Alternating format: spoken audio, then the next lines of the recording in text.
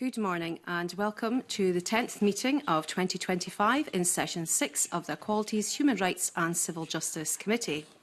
Maggie Chapman and Evelyn Tweed are both attending remotely today. Our first item of business is consideration of Motion S6M 17314 in the name of Tess White, that the Equalities, Human Rights and Civil Justice Committee recommends that the Parliament remove Maggie Chapman from office as a member of the committee. I refer members to paper 1 and invite Tess White to speak to and to move her motion. Tess White, please. Thank you, Convener. Convener and members, my motion today under Rule 6.3 of the Standing Orders calls for the Equalities, Human Rights and Civil Justice Committee to recommend that the Parliament remove Maggie Chapman from office as a member of the committee. It follows Maggie Chapman's public comments in Aberdeen on the 20th of April 2025 relating to the Supreme Court judgment in For Women Scotland versus the Scottish Ministers. Maggie Chapman said, and I quote, "And we say not in our name to the bigotry, prejudice and hatred that we see coming from the Supreme Court and from so many other institutions." And she added, "Not in our name, never in our name." Her outburst was shocking and totally unjustified attack on the rule of law. Her comments about the Supreme Court weren't just rabble-rousing, they were dangerous and incendiary. Maggie Chapman has been Deputy Convener of this committee since June 2021. Our remit as a committee includes civil justice. She is not a private individual, she is a legislator. And as Deputy Convener of the Equalities Committee, there is a high bar for conduct. Words matter, tone matters.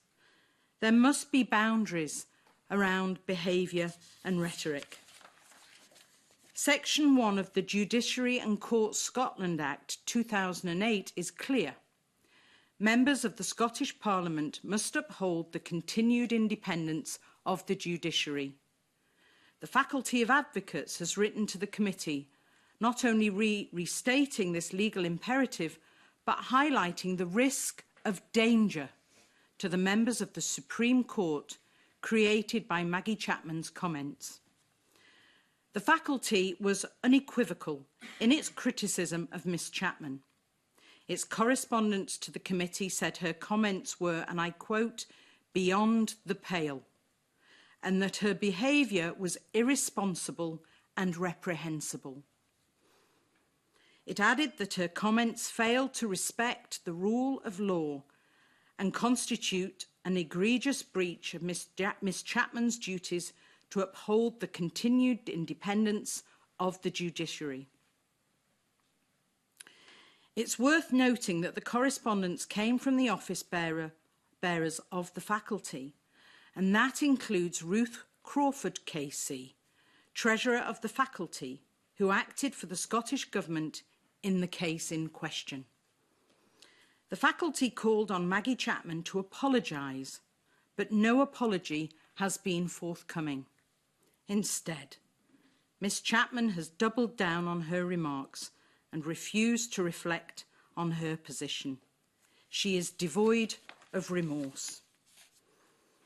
And in doing so, her position as Deputy Convener and member of this committee is clearly untenable. Let me be clear that the Supreme Court's ruling on the 16th of April was about correctly interpreting the law as it stands. Page 2 of the judgment states as much. The Supreme Court was not making policy, but answering a question about statutory interpretation. As legal academic Scott Wortley at the University of Edinburgh said, judgments can be legitimately subjected to criticism. No one's saying, committee, that you can't disagree with a legal outcome or point to the potential consequences of that outcome. No one's saying that. But in doing so, Scott Wortley adds that any legitimate criticism should be made while respecting the independence of the judiciary and the importance of upholding the law. Maggie Chapman's emotive remarks did not meet that test. The judiciary cannot defend itself publicly, but she used words like prejudice and hatred, which suggests animus on the part of the Supreme Court judges. And in doing so, she attacked the judges' perceived motivations rather than critique the substance of the ruling. That's why her comments are so deeply disturbing, and why Maggie Chapman has failed to discharge her duties as Deputy Convener of the Equality Committee. Words matter, especially when they're weaponised. Rather than take the heat out of the situation, Maggie Chapman doused it in petrol. As a committee dealing with civil justice, we now have a Deputy Convener who has publicly claimed that Scotland's apex court is bigoted and prejudiced. How can anyone working in the civil justice system have confidence in the committee following her remarks? The SNP First Minister has said Maggie Chapman's comments were wrong. The Scottish Labour leader has said, when we get into the place of attacking the judiciary, I think that takes us down a very, very dangerous route. MSPs of all persuasions have a duty to respect the rule of law, no matter what they feel about a particular verdict. Think of the precedent this will set if Maggie Chapman's comments go without challenge or consequence.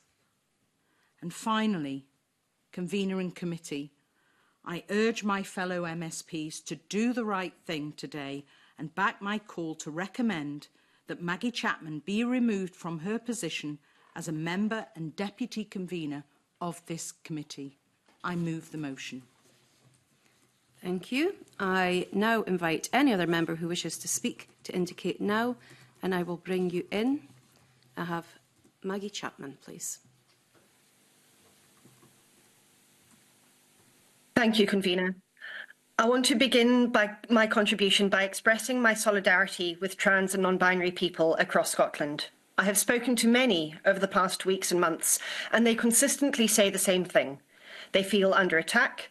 They feel that they've been cast as a group, as a threat to others when we know they are not, and they just want to live their lives as who they are, like any of us. I am very grateful to the many people, trans and cis, who have been in touch with me over the last nearly 2 weeks to tell me their stories. It's been devastating to hear about the exclusion and prejudice they or loved ones have faced, and how worried they are for the future.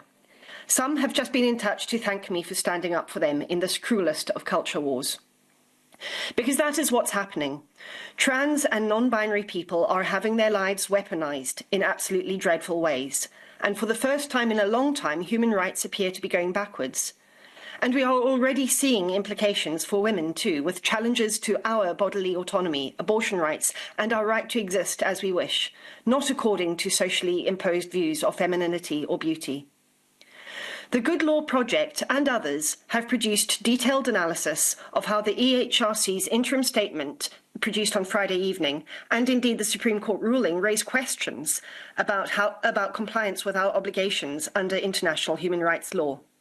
But I won't go into that in detail now. I know we'll spend time discussing this in due course. This debate is about what I said in response to the Supreme Court ruling. I have never questioned the court's right to make the ruling that it did, but that does not mean that I must agree with it. I don't, and I am very concerned about the impact it will have and is already having. Trans and non-binary people just want to be able to live their lives like any of us without the fear of prejudice or violence. But now they are concerned about how their lives and rights will be affected. I have and will always stand up and advocate for trans and non-binary people, not just because it is the right thing to do, but because it is also my job to stand up for my constituents.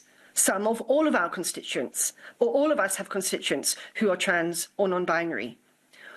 Others of our constituents have trans or non-binary children, parents, siblings, friends. They deserve representation as who they are. I will not stop being a vocal trans ally. That is what I was doing in Aberdeen nearly 10 days ago, as I had done in Dundee the day before, and as I've done on our streets and in our Parliament many times over the years.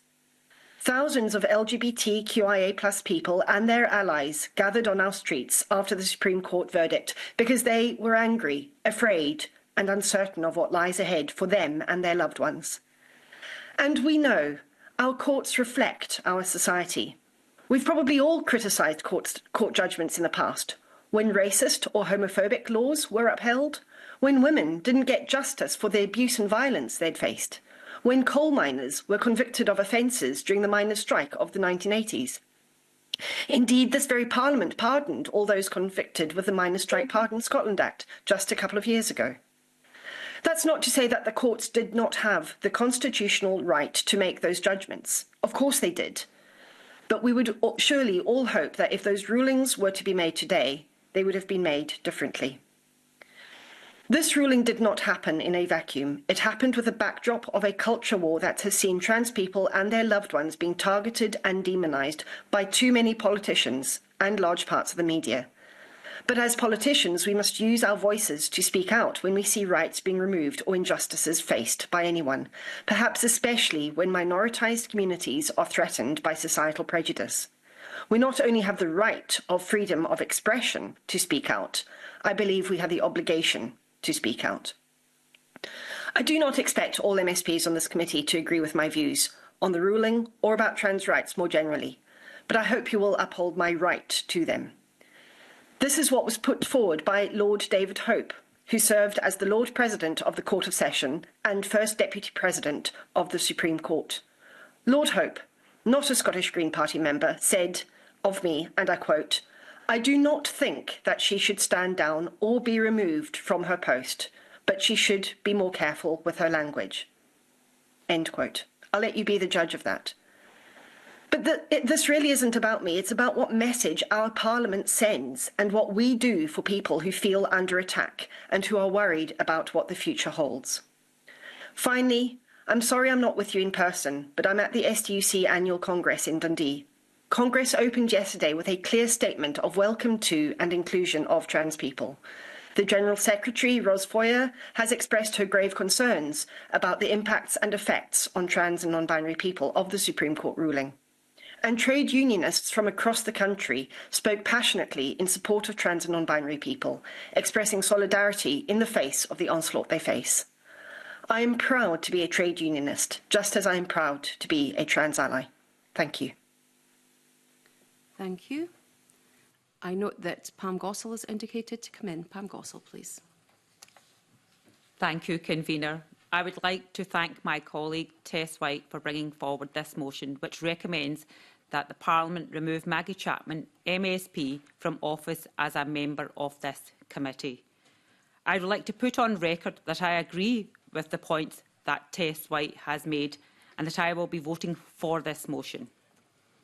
As parliamentarians, it is our duty to set an example for the people of Scotland. After all, our constituents chose us to be their voice and represent their interests in the Scottish Parliament. Unfortunately, the shocking behaviour we witnessed on the 20th April from Maggie Chapman MSP shows that she is not fit for this role. Maggie Chapman MSP and Deputy Convener of the Equalities, Human Rights and Civil Justice Committee said with regards to the UK Supreme Court judgment on the definition of the word woman, "We say not in our name to the bigotry, prejudice and hatred that we see coming from the Supreme Court. This is shocking behaviour that is not appropriate for a member of this Parliament, let alone for the Deputy Convener of this committee, which deals with matters relating to civil justice and to equality. Therefore, her position is untenable." I was privileged enough to witness the UK Supreme Court judgment in the For Women Scotland versus Scottish Ministers case in person in London 2 weeks ago.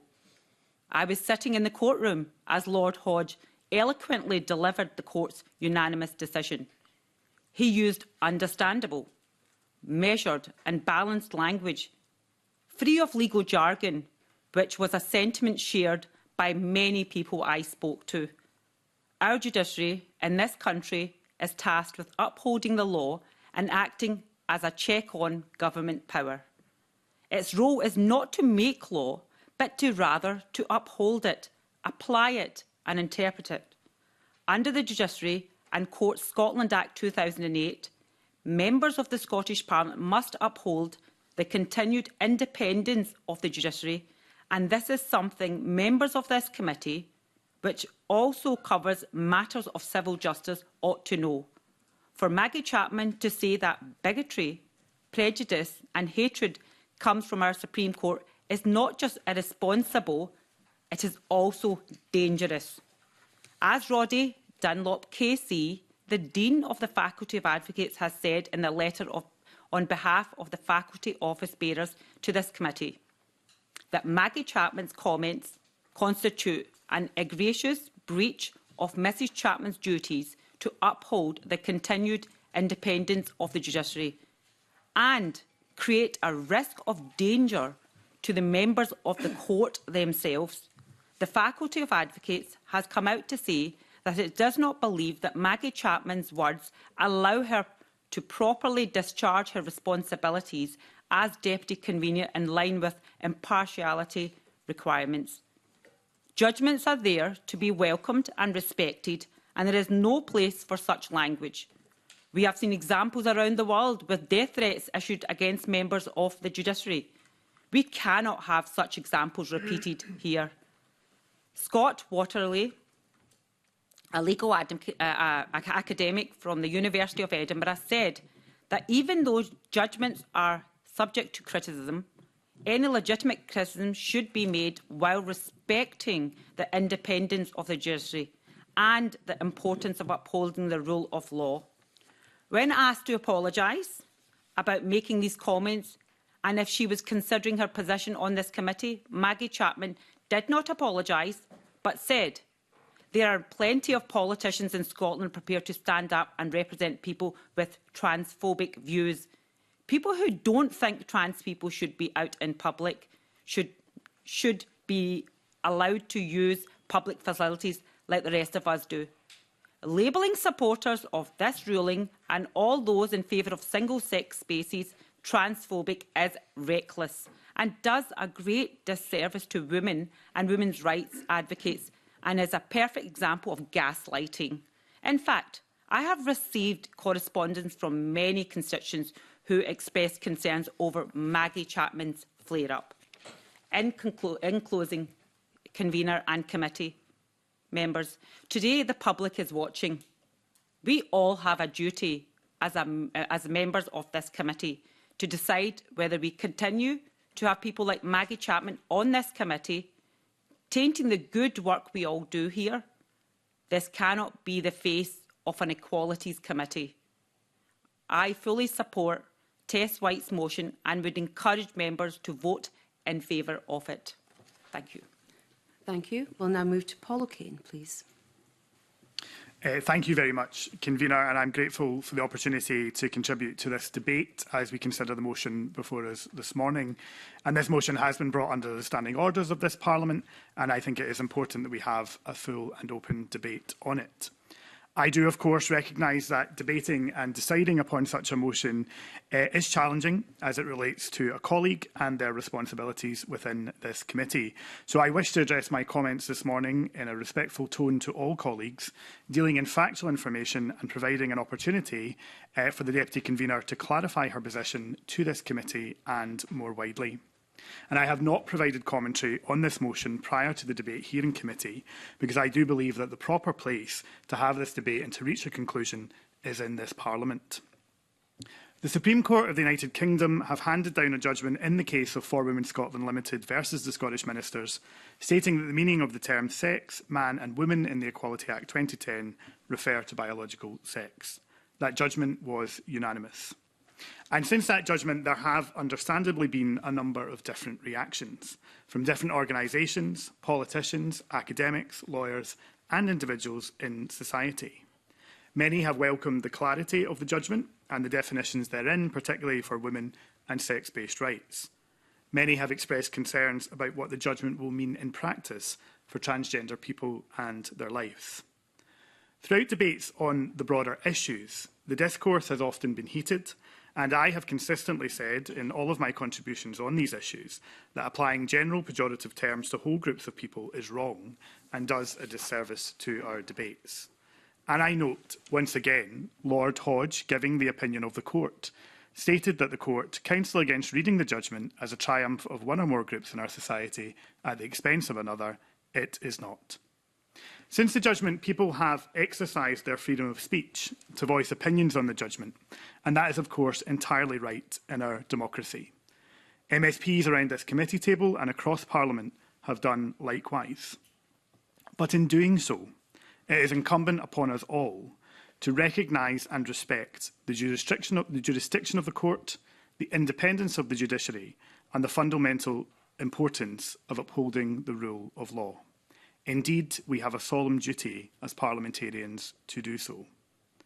We have already heard that the Deputy Convener, in her comments in Aberdeen, referred to the bigotry, prejudice and hatred we see coming from the Supreme Court and from many institutions in our society.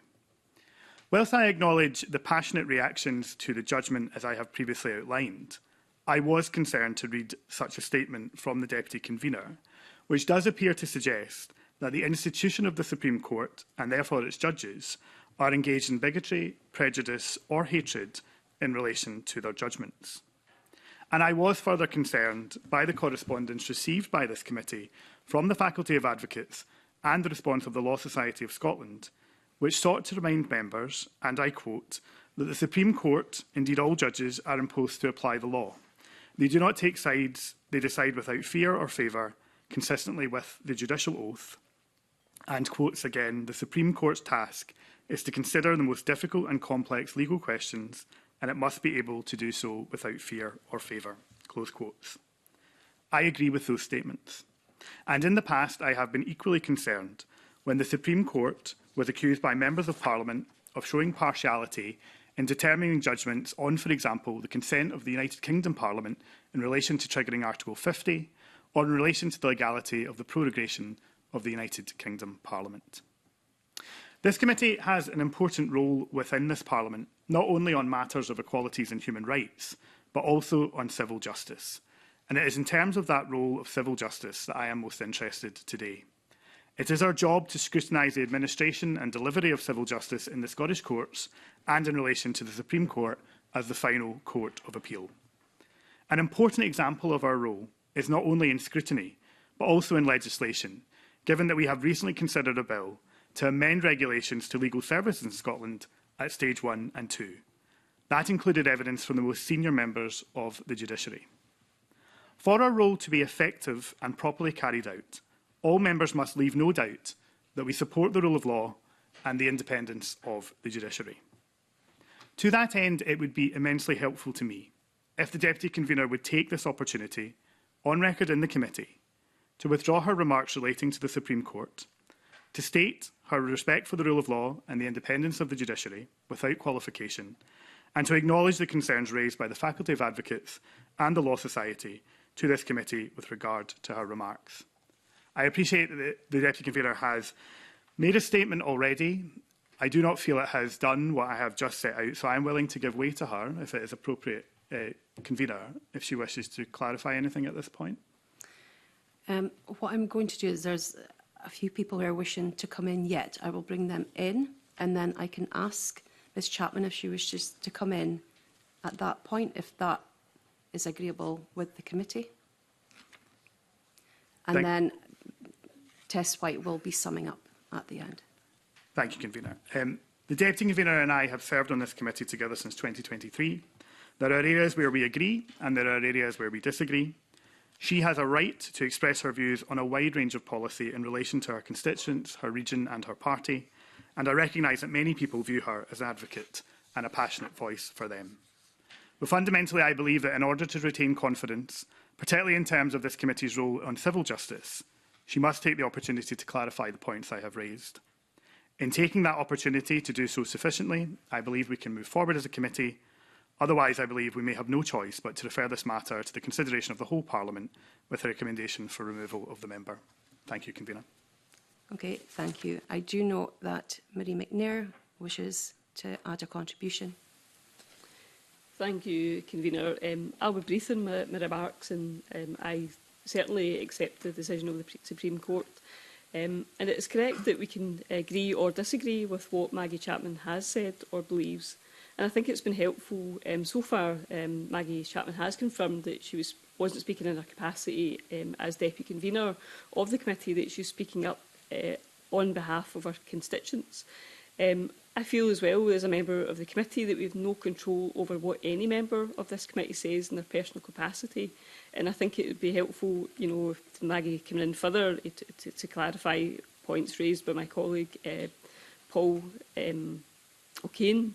I don't consider this to be a matter for the committee to decide, and I can't support the motion put forward by Tess White this morning, and I will be opposing it, but I will be listening further to further contributions by other members. Thank you. Okay. Thank you. I'll now bring in Rachel Hamilton as indicated.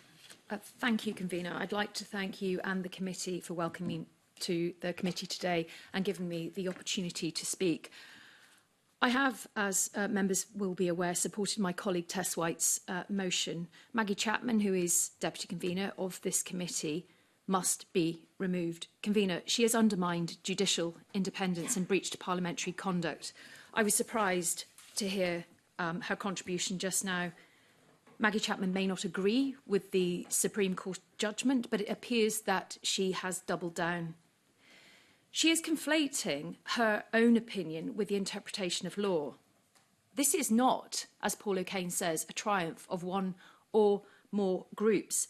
This is about Maggie Chapman's beliefs and opinions. We could easily say that women have been victims of a personal culture war, but women have been accused of misogyny, of sexism. They've been accused of racism and bigotry. Therefore, could legitimately make the same claims that we are part of a cruel culture war. That is nothing to do with this. I agree with my colleague Pam Gosell. This is gaslighting, Maggie Chapman.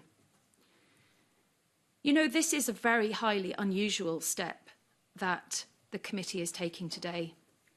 Calling for an MSP to step down is a serious matter.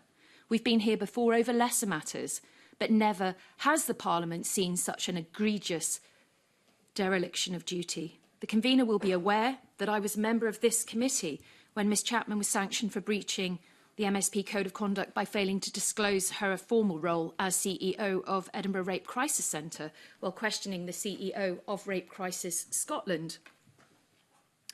That breach, in a way, was small fry compared to what is before us today.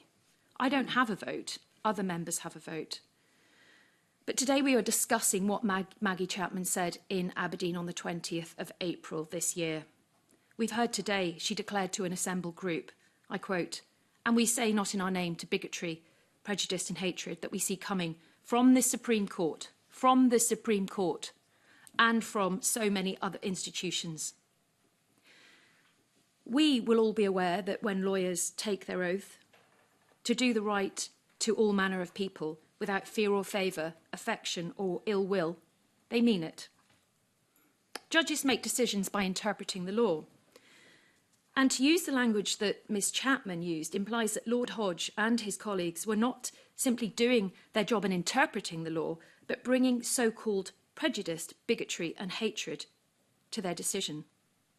In response to Ms Chapman's shameful attacks, as we've heard, Roddy Dunlop KC, Dean of the Faculty of Advocates, considered it his duty to speak out in defence of the judiciary. The faculty considers the comments made by Ms Chapman appalling and highlight that the Supreme Court and all judges are in the role to apply the law and not take sides. The most serious of points made by the faculty are that Ms Chapman has failed to uphold the independence of the judiciary. Many people have just talked about that this morning, but also created a risk to the danger to the members of the court themselves. The First Minister, John Swinney, agrees that her comments were wrong and that she was wrong to challenge the independence of the judiciary. So I'm surprised to hear that member Marie McNair is not supporting Tess White's motion. Many will try to defend her comments by referencing the right to freedom of speech. We live in a democracy. But as the legal academic Scott Worley said, that any legitimate criticism should be made while respecting the independence of the judiciary and the importance of upholding the law. So in summary, why should Maggie Chapman stand down? She's not carried out her parliamentary duties in an appropriate manner, consistent with the standing of this Parliament. She's brought the Parliament into disrepute. Her comments are a direct attack on the independence of the judiciary. She cannot carry out her duties as Deputy Convener of this committee in line with impartiality requirements in relation to guidance set by the Parliament. And in that vein, witnesses may be reluctant to partake in committee proceedings. I call on all members to put personal loyalties and their personal opinions aside and act to uphold the integrity and impartiality of this committee and vote to support Tess White's motion to remove Maggie Chapman as a member of this committee. Thank you, Convener. Thank you. Maggie Chapman has indicated that she would like to take the committee's invitation to come in and talk. Thank you, Maggie. Thanks very much, Convener. I'll just say a couple of words in response to some of the contributions. Firstly, just in response to one of Rachel Hamilton's points, she said I was the CEO of Edinburgh Rape Crisis Centre. That is not true. I was Chief Operating Officer before I was at the point of my election, and at the point of the session, the witness session in question, I had no, that connection had long ceased. So just to correct the record there. Pam Gosal said that we've been chosen by our constituents, and I quote, to be their voice and represent their interests, end quote. That's precisely what I've been doing, representing trans and non-binary constituents and their friends and loved ones who live in the region that I'm privileged to represent.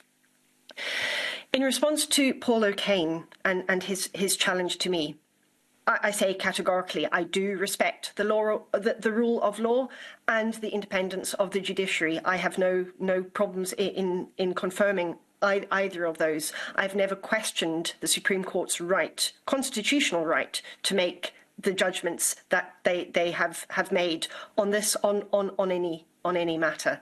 And I think one of the final thing I would say is just to refrain the words of Lord Hope.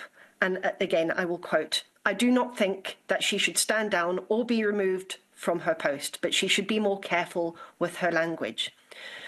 Convener, finally, I just want to say thank you to everybody who's contributed to this debate so far. I know Tess White will be summing up in a moment. I'm grateful for people's thoughts and comments, and I will of course I will reflect and consider what people have said this morning. Thank you. Thank you.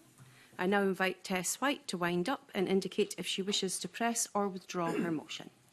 Thank you, Convener. May I give Maggie Chapman one final opportunity to show remorse and apologise for the accusations that she made? Tess White, if you'd like to sum up and then press or withdraw your motion. Can I just check? I'd like to ask Maggie Chapman if she's going to apologise. Just one final time before I move to close. Convener, if you want me to come in. Maggie Chapman, are you satisfied that you have said what you needed to say, or do you wish to come in and take the invite from Tess White to speak? I've said what I wish to say. Okay, thank you. Continue. Thank you, Convener.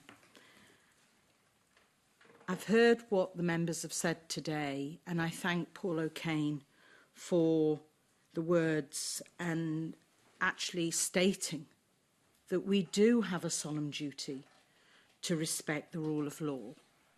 If I go back to what Marie McNair, MSP, has said, I do respectfully disagree that we can represent the voice of our constituents, but to do it in this manner and to weaponise language like this and make it a direct attack, I think is a dangerous precedent to say that parliamentarians can act in one way in the committee and in the chamber, but basically the rules don't apply when we're in the constituency and being the voices of our constituents. And I would actually push back and say, is that the SNP position? Because I would ask the SNP to reconsider that, because it's setting a very dangerous precedent. So I go back to, I'd just like to say one point of substance, and then I will go and in summary. There are protections under the 2010 Act for the protected characteristics of gender reassignment. And I think it's very important to say that. In her remarks this morning, Maggie Chapman didn't engage at all with the statutory duties as an MSP. And she didn't engage at all in the premise that as deputy convener of this committee under the 2008 Act, she does have responsibilities, particularly when this committee is overseeing civil justice. What we've seen this morning, convener and committee, is absolutely not a jot of self-awareness. There's no self-reflection at all, which in itself is dangerous.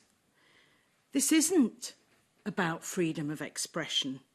This is about the words that she used to attack the Supreme Court. She's weaponised language and the verdict rather than engaging in the substance of the verdict. No one is questioning her right to critique, but she's violated very important boundaries and disregarded the rule of law.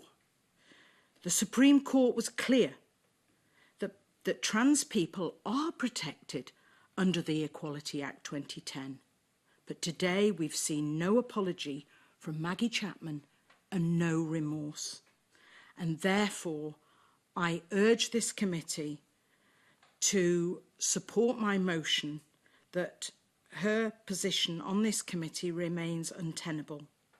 Thank you. Thank you.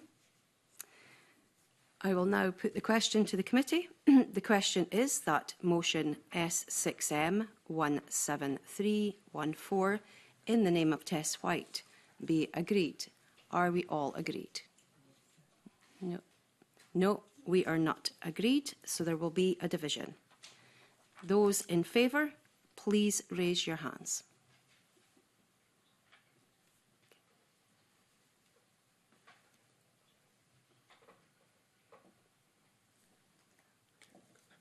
Okay, thank you.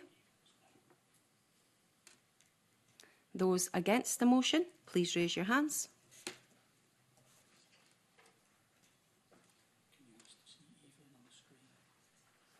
Evelyn, can we please see you on the screen, raising your hand?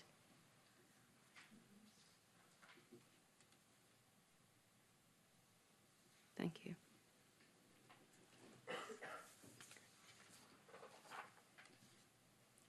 Okay, thank you. And are there any abstentions?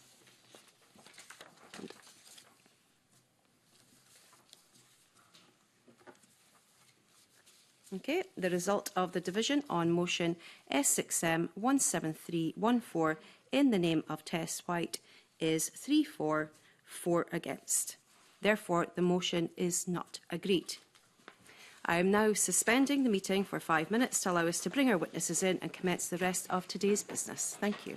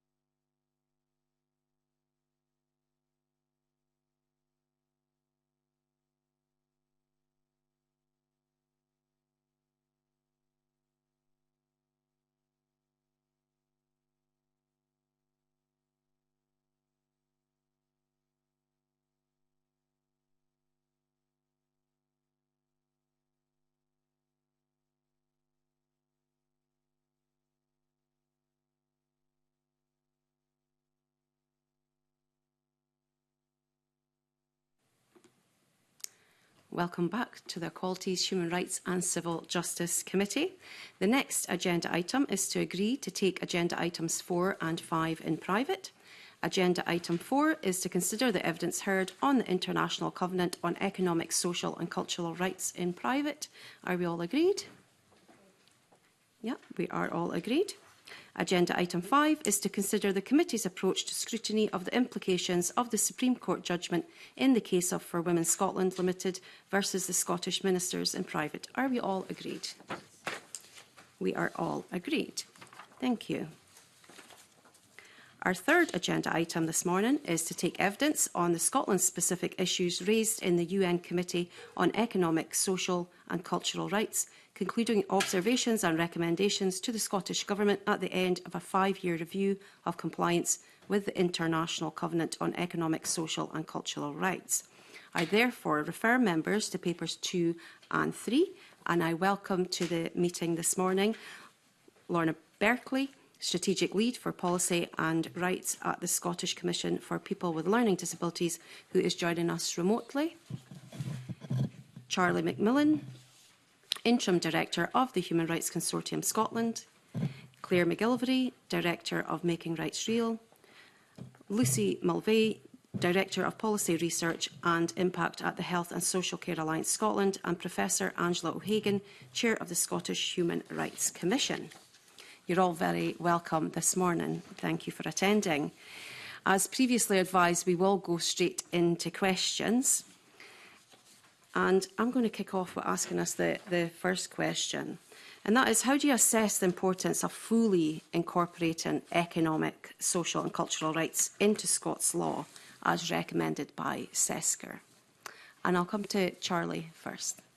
Thanks very much, Chair, and thank you, committee members, for the opportunity to speak about what was a really rich experience in terms of taking part in the ISESCR review, the 7th review for the UK.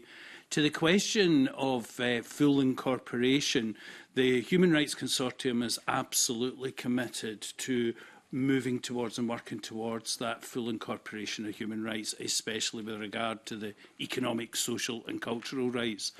Their breadth and scope is wide and it encompasses so many elements of everyday life for people. I think we've got to be very aware that even with some of the limitations that we experience in terms of the devolved settlement and human rights progressions at the moment, there are duties and obligations placed on all public bodies in Scotland and the Scottish Government and all different spheres of government in terms of rights realisation. And we need to keep moving towards that because we believe, that the consortium believe, that that is how we will manage to make a real and lasting difference for individuals in Scotland who are, many of whom are living in extreme situations of exclusion, poverty and experiencing discrimination on a day-to-day basis. ISESCR, the International Covenant on Economic, Social and Cultural Rights, gives us that opportunity to make a real and lasting difference to people's lives. And therefore, we are committed to working towards incorporation, and happy to explore that more as we move along in terms of the mechanisms that we can use. Claire, please. Well, thanks so much for inviting me here today. I'm the Director of Making Rights Real, which is a small charity that does what it says on the tin, supports communities to be able to name and claim their human rights. And a key element of that is for them to be able to take public authorities, if they were able to court, to be able to realise their rights. I work with a range of community groups, Fosside Women and Girls Group in East Lothian, Rajpot, who are survivors and victims of the horrific Tinker experiment in Scotland, Cableswynd House residents groups who are living in inadequate housing, North Highland Women's Wellbeing Hub, who are not experiencing their right to health, and the 7 women from all different parts of Scotland. Part of the work that we've done is communities actually progressively realising rights themselves and monitoring the realisation of that. If we don't have these rights in law, it's very, very difficult for communities to actually be able to name and claim their rights. We know that some public authorities don't like being challenged, but if we have that in the law, where those rights around health, around housing are justiciable, then it will be really helpful for those communities to be able to move forward and get their issues adequately addressed. One of them said to me today, "You have to read out the line from 7. It's hard for me to keep quiet." It's a line from one of the international plays that we put on here in the Scottish Parliament. And it's really hard for these communities to keep quiet. We need the legislation to back up the evidence that we're gathering from communities. Thank you, Claire. I'll now go to Lorne, please.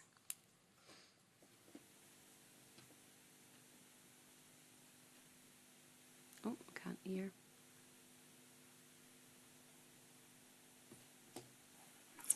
There we go. Thank you, Convener. Can you hear? Can you hear me? Yes, we can hear you. Thank you. Thank you. SCLD believes that incorporation is a critical issue for protecting the rights of people with learning disabilities. People with learning disabilities experience structural inequality and systemic disadvantages that are embedded within the social, economic and political framework.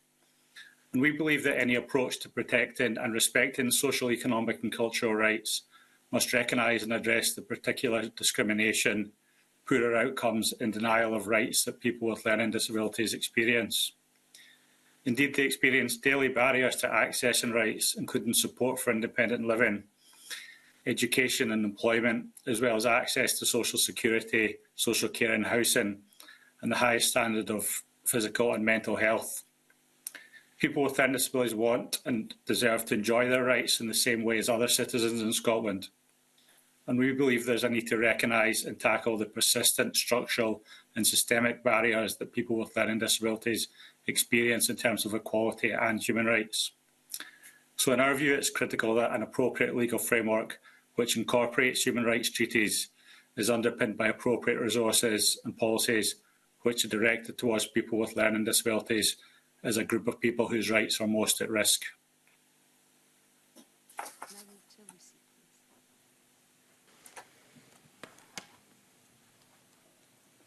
Is that on? Yeah, thanks.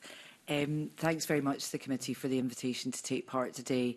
The Alliance really welcomes the opportunity to bring scrutiny of ICESCR back home, having been very thoroughly scrutinised at the international level at the UN.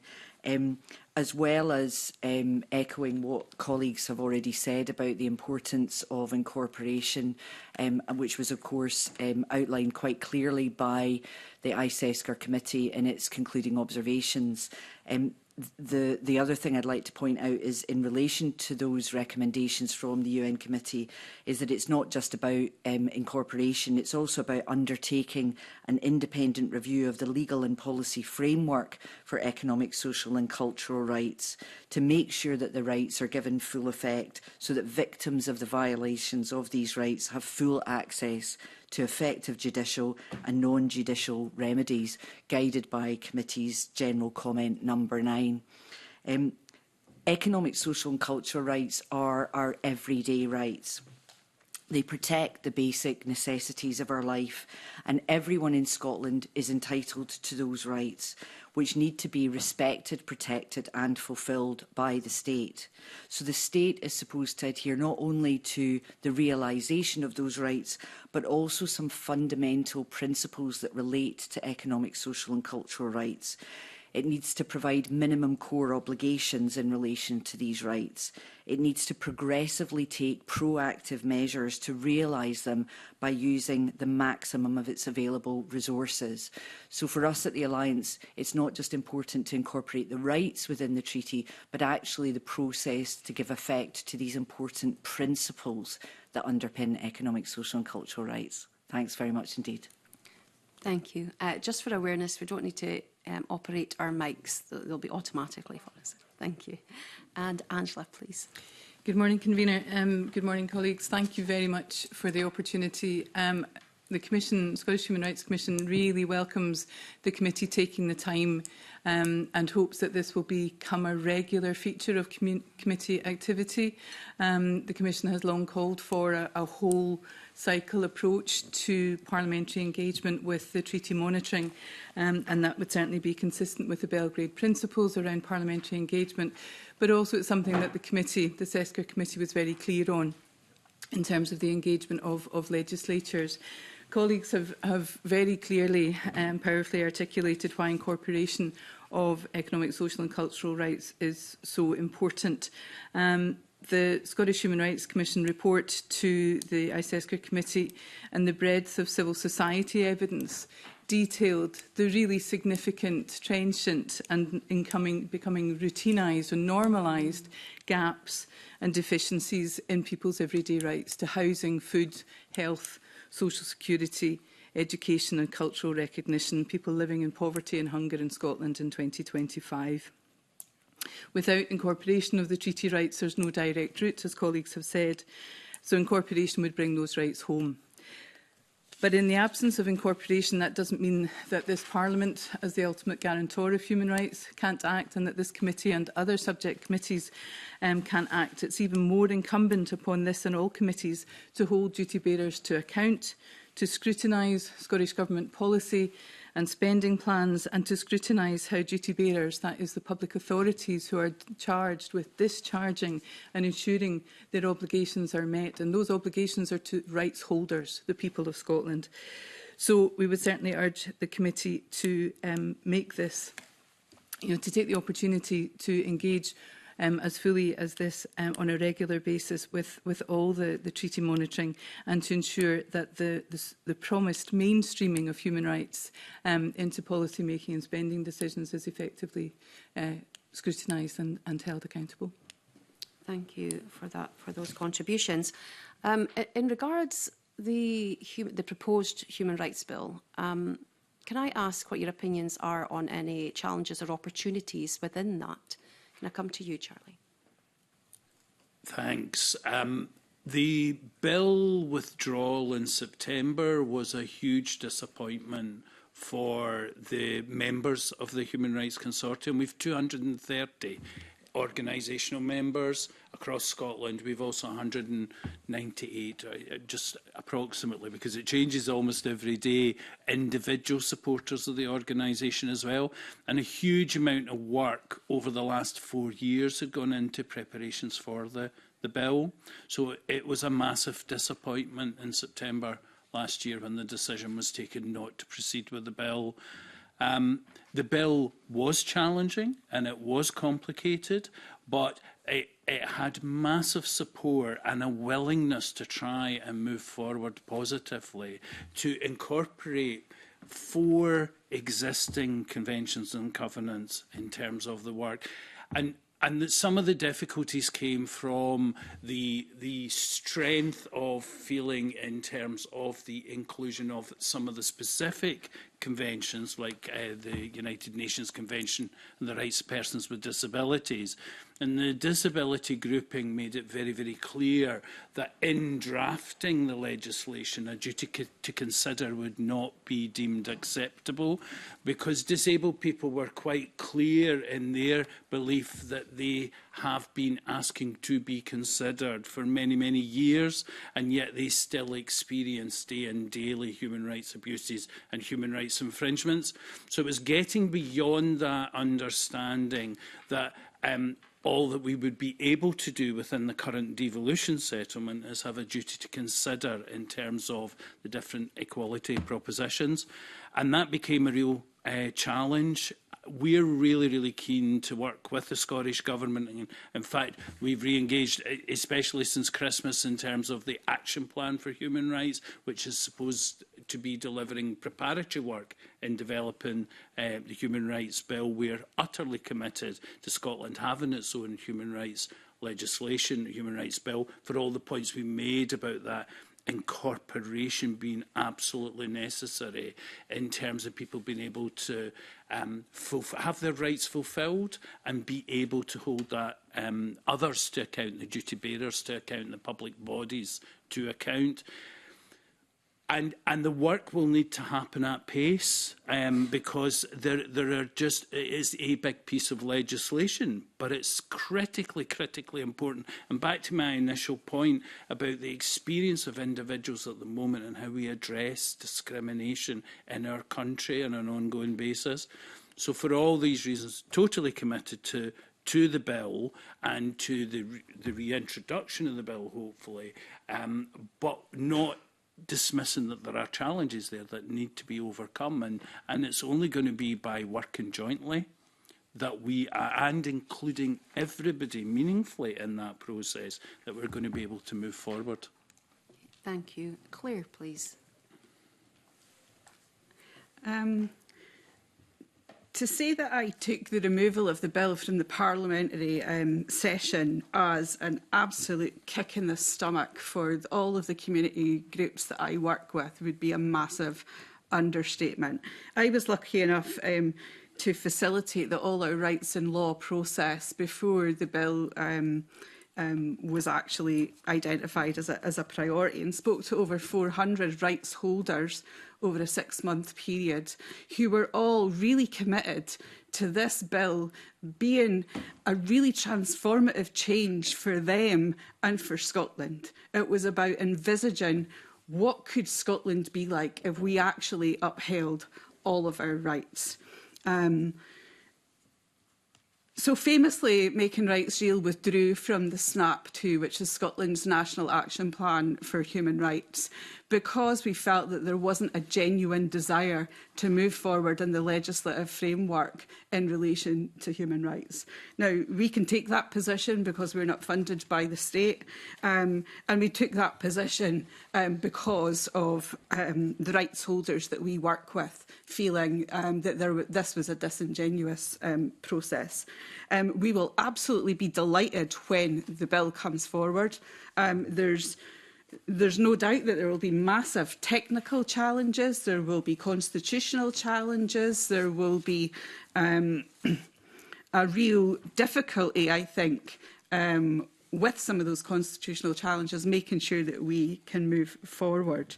But change has to happen now for the people who need change most. So it's up to you as the legislators for this country to make sure that a human rights bill which serves every single rights holder to the best way that you possibly can is brought forward.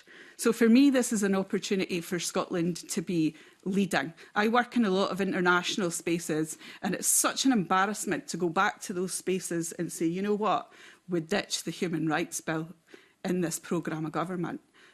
That's critically embarrassing, but it's also a real kick in the teeth for the people who need the change now. So I'm absolutely confident that you will bring forward a great human rights bill that will incorporate all of the rights that we've talked about that are the most important to the most marginalised here in Scotland. And when you do, I'll be right at the front championing and supporting you.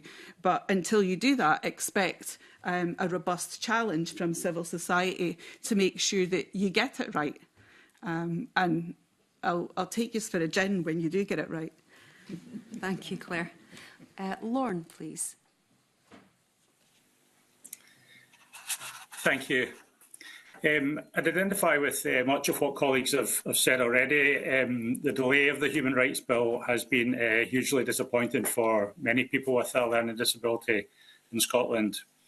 And we believe it's critical that the Scottish Government fulfils its promise of a Human Rights Bill for Scotland. And in our view, this requires full incorporation of both IESCR and the CRPD.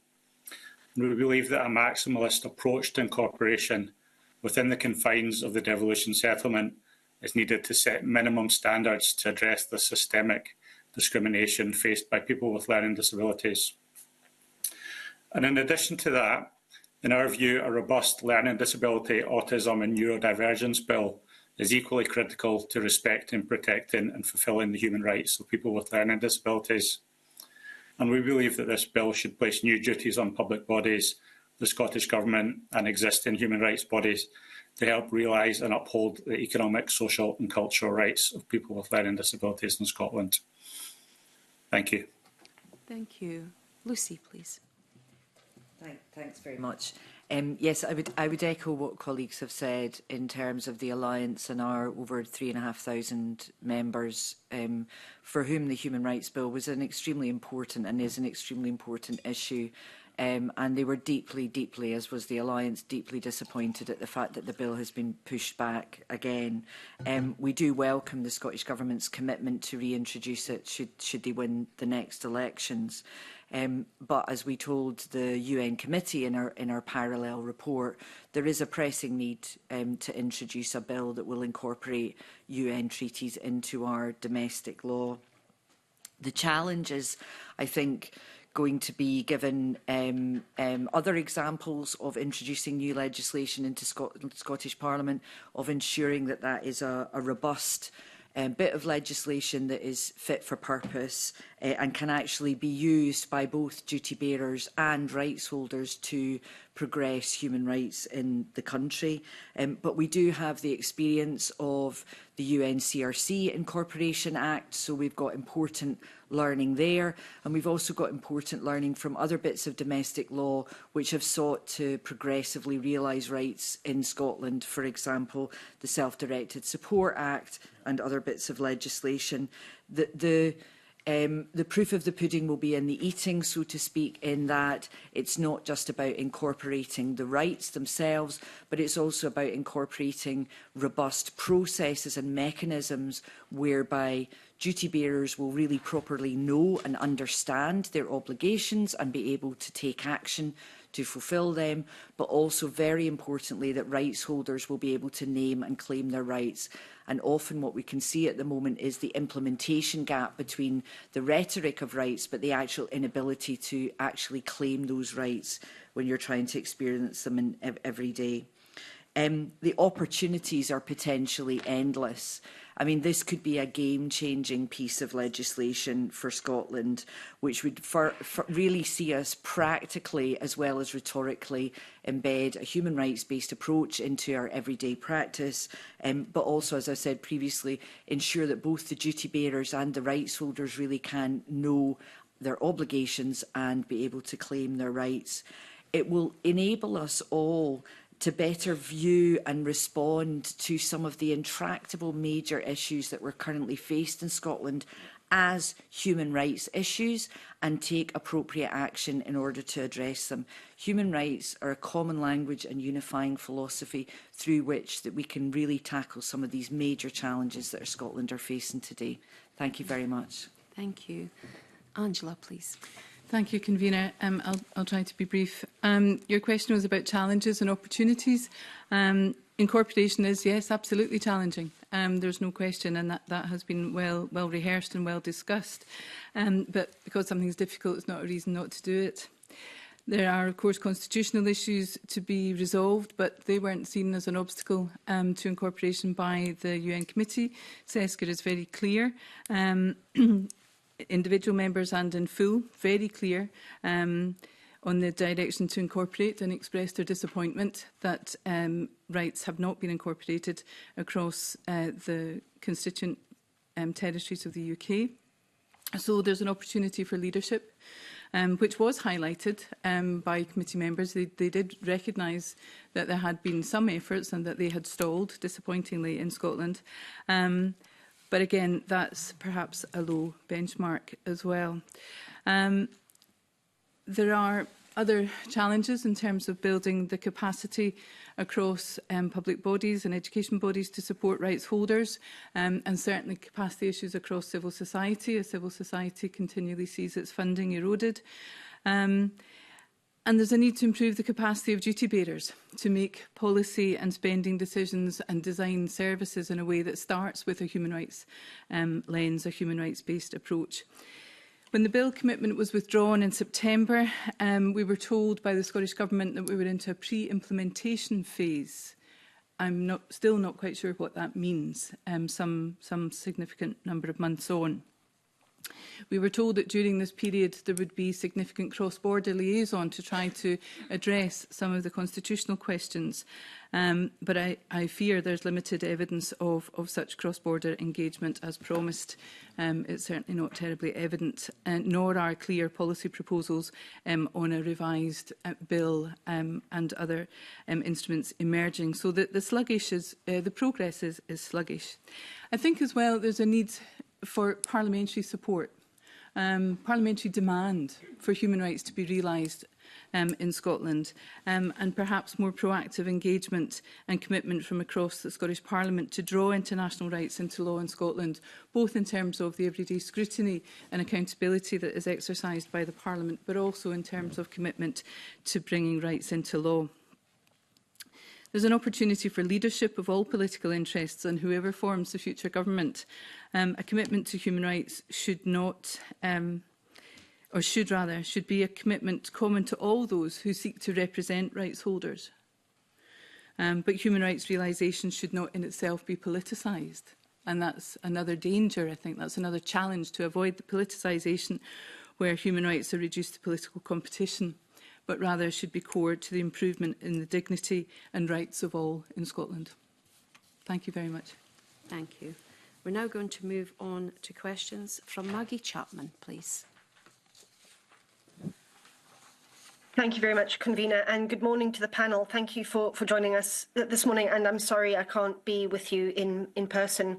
I'm interested in, I suppose, in both what we can do now and in the coming months before we have, hopefully, as Lorne described, a maximalist approach to incorporation.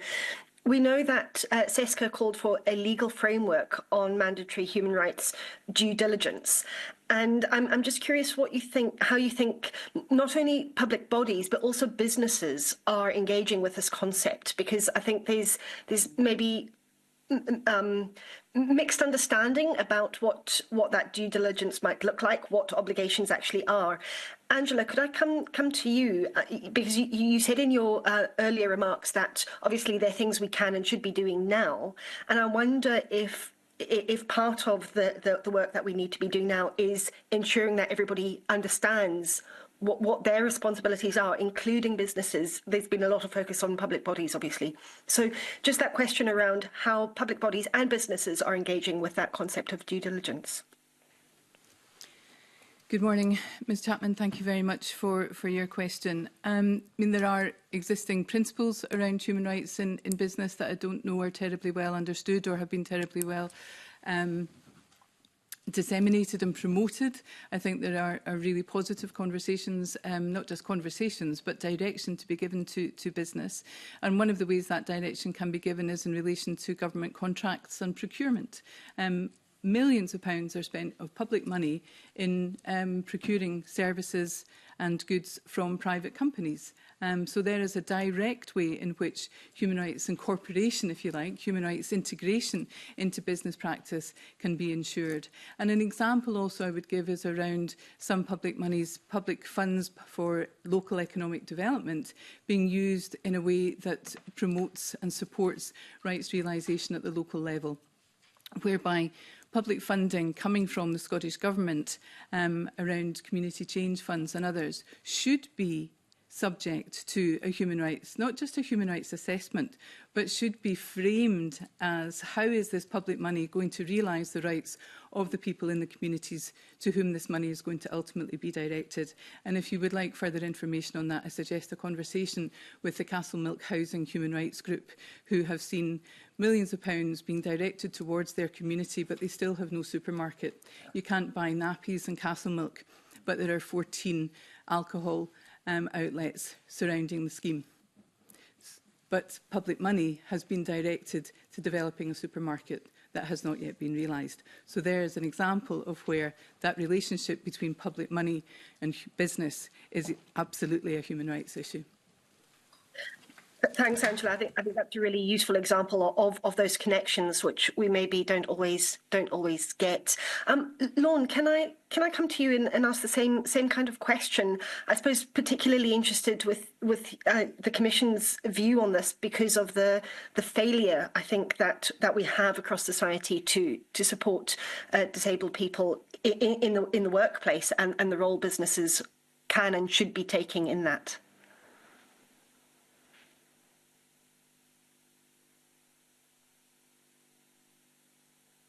Oh, Lauren, sorry. Okay. If you unmute your mic, please, Lauren.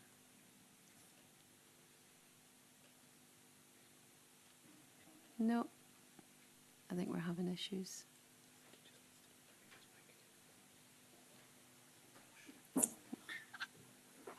Thank you for the question, Maggie. Certainly, in terms of employment, we know that outcomes for people with learning disabilities are amongst the lowest of any group, and there's no evidence of progress being made.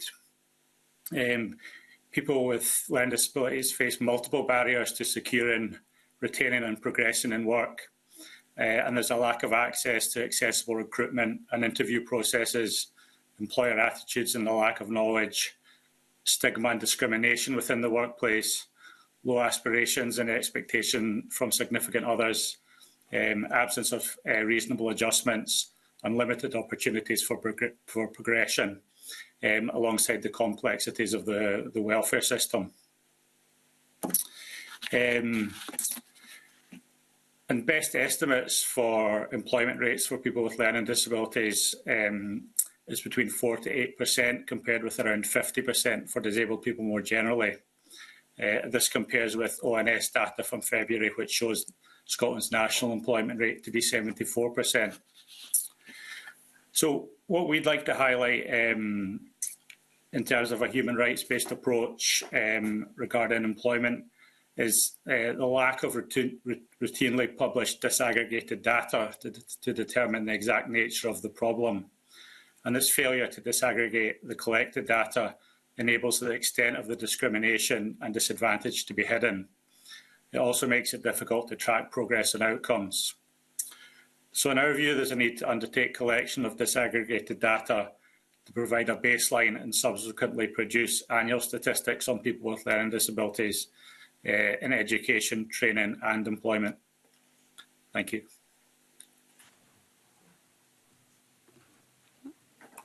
Maggie's muted.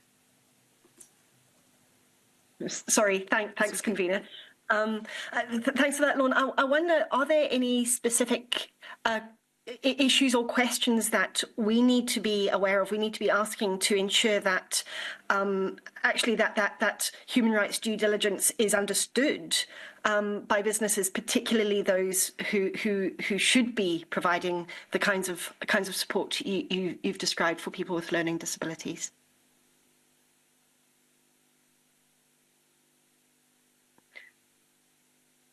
Can we have Lorne's microphone?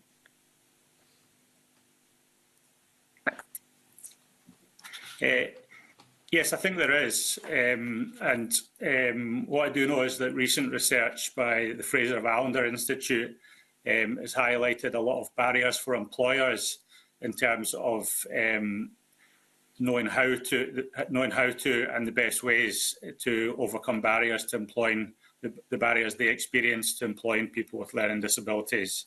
And I think that they would definitely benefit from greater knowledge on the human rights implications and mechanisms for doing so.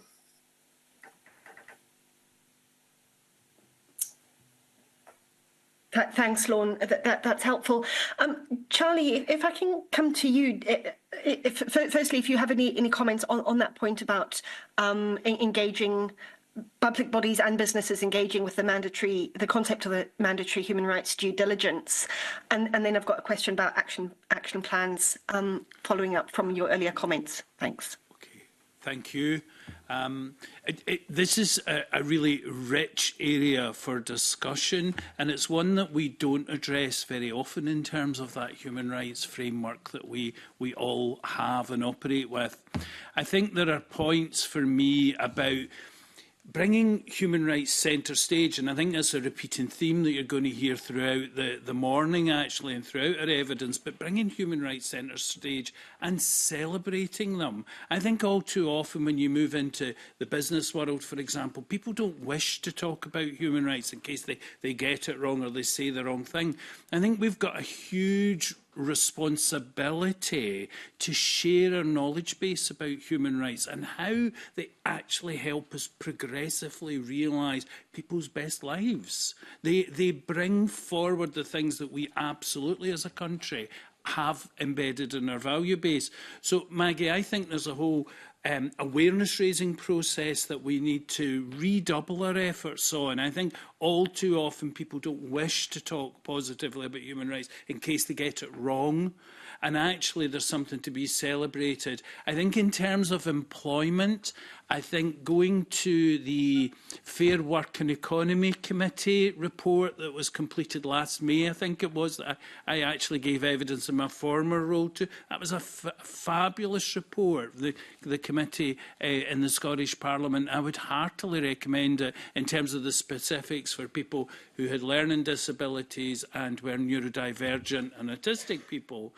I think there's so much actually starting to happen, and we need to nurture that awareness in the business community. So I'm just thinking about some of the advertising that we see that lean into a human rights focus. I was actually in my local hostelry at the weekend, and there they have the posters about women's safety, and if they go to the bar, they're able to say, is a certain person working, and that indicates that they're at risk of domestic violence.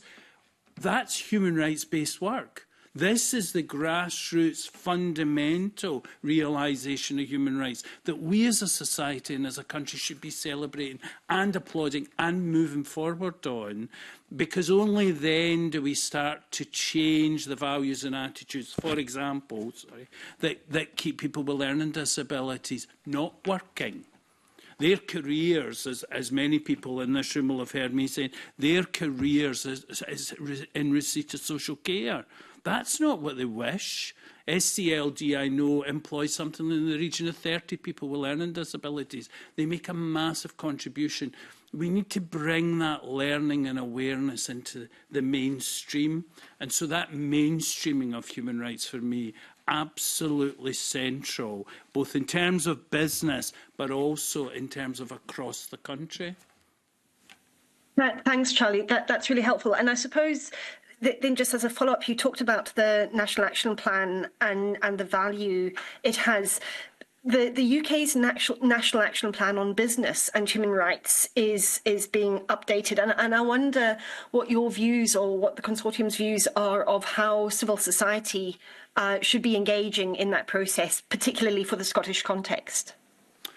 Well, I think the economic development aspects and business are absolutely fundamental to that, are so central to the thriving of our country, that we need to have our voices heard in those processes. We need engagement, we need participation. We as a civil society, as non-governmental organisations, need not be afraid of engaging with business. It's trying to find a common language and share an understanding of the benefits that a human rights-based approach could bring, and also then some of the toolkits and resources that we have in civil society in terms of participation work that's done. These are the things that transform individuals' lives, but also develop the skills that people can take into work. So I think the contribution is really fundamental. I think in terms of food security, for example, there's a massive contribution to be made. I'm aware of many shops who distribute food that's unsold, etc. That's a starter for 10. There is a growing corporate social responsibility movement. That, for me, is 99.9% about human rights realisation. How do we maximise on these elements? How do we get people to understand that we're building both an economy and a community? because that's how Scotland will thrive. And I think human rights are so critically important to our thriving. Thanks very much for that, Charlie. Claire, if I can come to you, just a question about whether you have any thoughts about how businesses as well as public bodies are engaging with that human rights due diligence concept. What we need to be looking for, what we need to be doing between now and full maximal incorporation. Thanks for the great question, Maggie. As you would expect, I've got some views that have come from the grassroots. Excuse me. One of the first things to say is that when I was setting up Making Rights Real 5 years ago, I did a trawl of meeting with public authority leaders to find out what they knew about human rights and what would enable, support and advance the human rights movement. Because if we were setting up an organisation which gave tools to people to be able to name and claim their rights, duty bearers needed to be ready to hear that. One public authority leader, who I will not name, said, bring it on. This could transform our services in every department that we're doing. I can't wait until communities are using this approach to hold us to account. Right? Fantastic. Another public authority leader said, didn't give me human rights. I was like, mate, you've had them since 1948 when the UN Declaration of Human Rights was actually enacted. So there's a real disparity in public authorities across Scotland around their understanding of human rights. And that's a massive issue in terms of people being able to speak truth to power and advance their rights. I'm going to give you a couple of examples of that. We've been working with Gypsy Travellers in Perth, in Cooper and in Pitlochry over a number of years. They've done this brilliant human rights monitoring work in Perth, which is pretty globally significant. I would say, from a community development practice globally. What they're doing is saying, these are the rights which are being breached. This is what we want to change. These are the public authorities who are responsible, and we will progressively monitor those rights. Okay. In those 3 communities, we took their concerns to the Scottish Housing Regulator. We took them to CERD, which is the Committee on the Elimination of Racial Discrimination, and we took them to ISESCA. Scottish Housing Regulator has investigated, and for the first time, as far as we're aware, has taken on board tenants' concerns and upheld their concerns in each of those 3 sites. I'm getting to my point.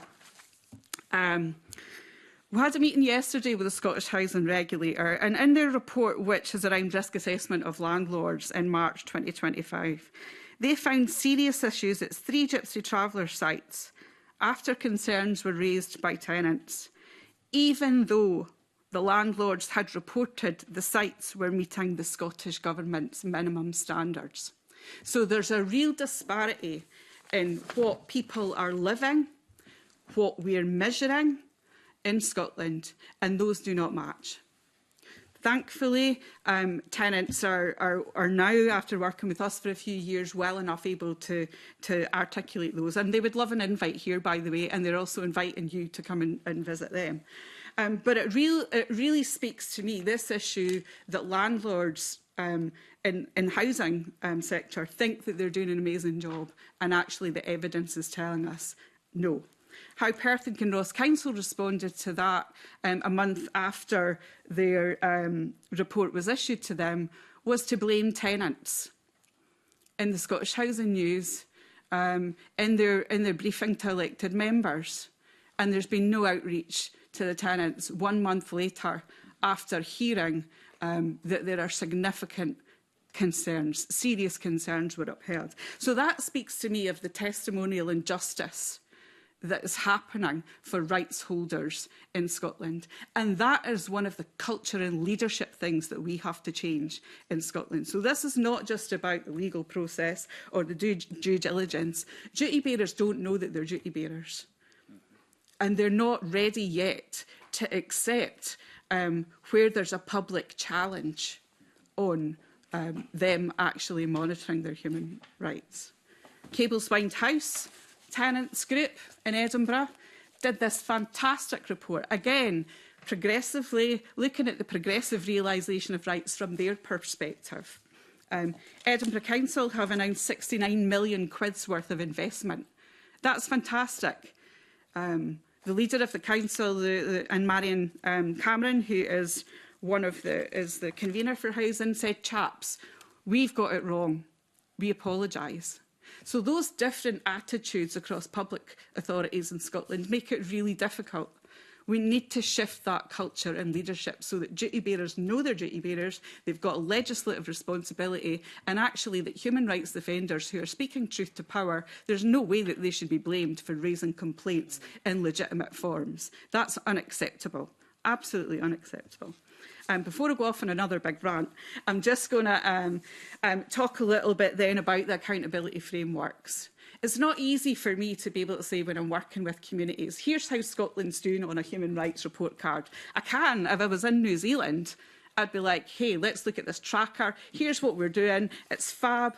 Or if we were in Norway, we'd be finding out, actually, there's been this report that's gone to the UN. This is how we're doing. We're not doing very well. We hate to do better at that. By the way, we're also going to put human rights budgeting into that, which also will follow the money. So there's real issues there about accountability in terms of human rights budgeting. There's real issues around Audit Scotland. How do we get them to use a rights-based approach? How do we encourage and support human rights defenders? And in relation to procurement, of that 69 million that's been spent in Edinburgh, how much of that is going on participation of people? You know, each of us in public authorities across Scotland have got a wealth of money that's going into the private sector. How much of that is going back into the community sector to be able to hold people to account and to properly participate? Because one of the rights that's at stake here is around the right to participation, the right for rights holders to be able to be demanding of the duty bearers to say things need to change. So there's loads of stuff we could be doing around culture, around leadership, around our monitoring and evaluation frameworks, around human rights budgeting, and around the ability to advance a rights-based approach in practice. I'm happy for you to come and visit any of the community groups we've spoken to and get it from them, particularly around what they would see would be helpful for them. Thanks very much, Claire. There's a lot in there, and I think a lot for us as a committee to think about and explore where we go with some of this work. Just my final question for you, Claire, before I come to Lucy. Just on, given your experience of SNAP 2 and Making Rights Real withdrawal from the process, what is it that you hope might happen, if I can couch it like that, with the National Action Plan on Business and Human Rights in Scotland? What is it that we need to be, or what role can civil society play in that? Do you hold up much hope for that process? Look, we have to have radical hope in every aspect of our life, Maggie. And we have to have radical love in the aspects of the work that we're doing. So I would hope that everyone who's involved in that process brings that to the forefront, that actually business can be for good. It can be for revolutionising systems. It can be for working at the best for the people's purse. It could be for advancing rights. There's loads of stuff in tech and AI that could be used to advance rights. There's loads of things that could be doing around children's rights in business. You know, you look at the work of the Children's Parliament and the work that they did around artificial intelligence for Scotland. There's loads of things that there's brilliant practice out there, and we need to be really advancing those kind of initiatives to ensure that businesses understand that they also have obligations as duty bearers, particularly if they get any money from the state.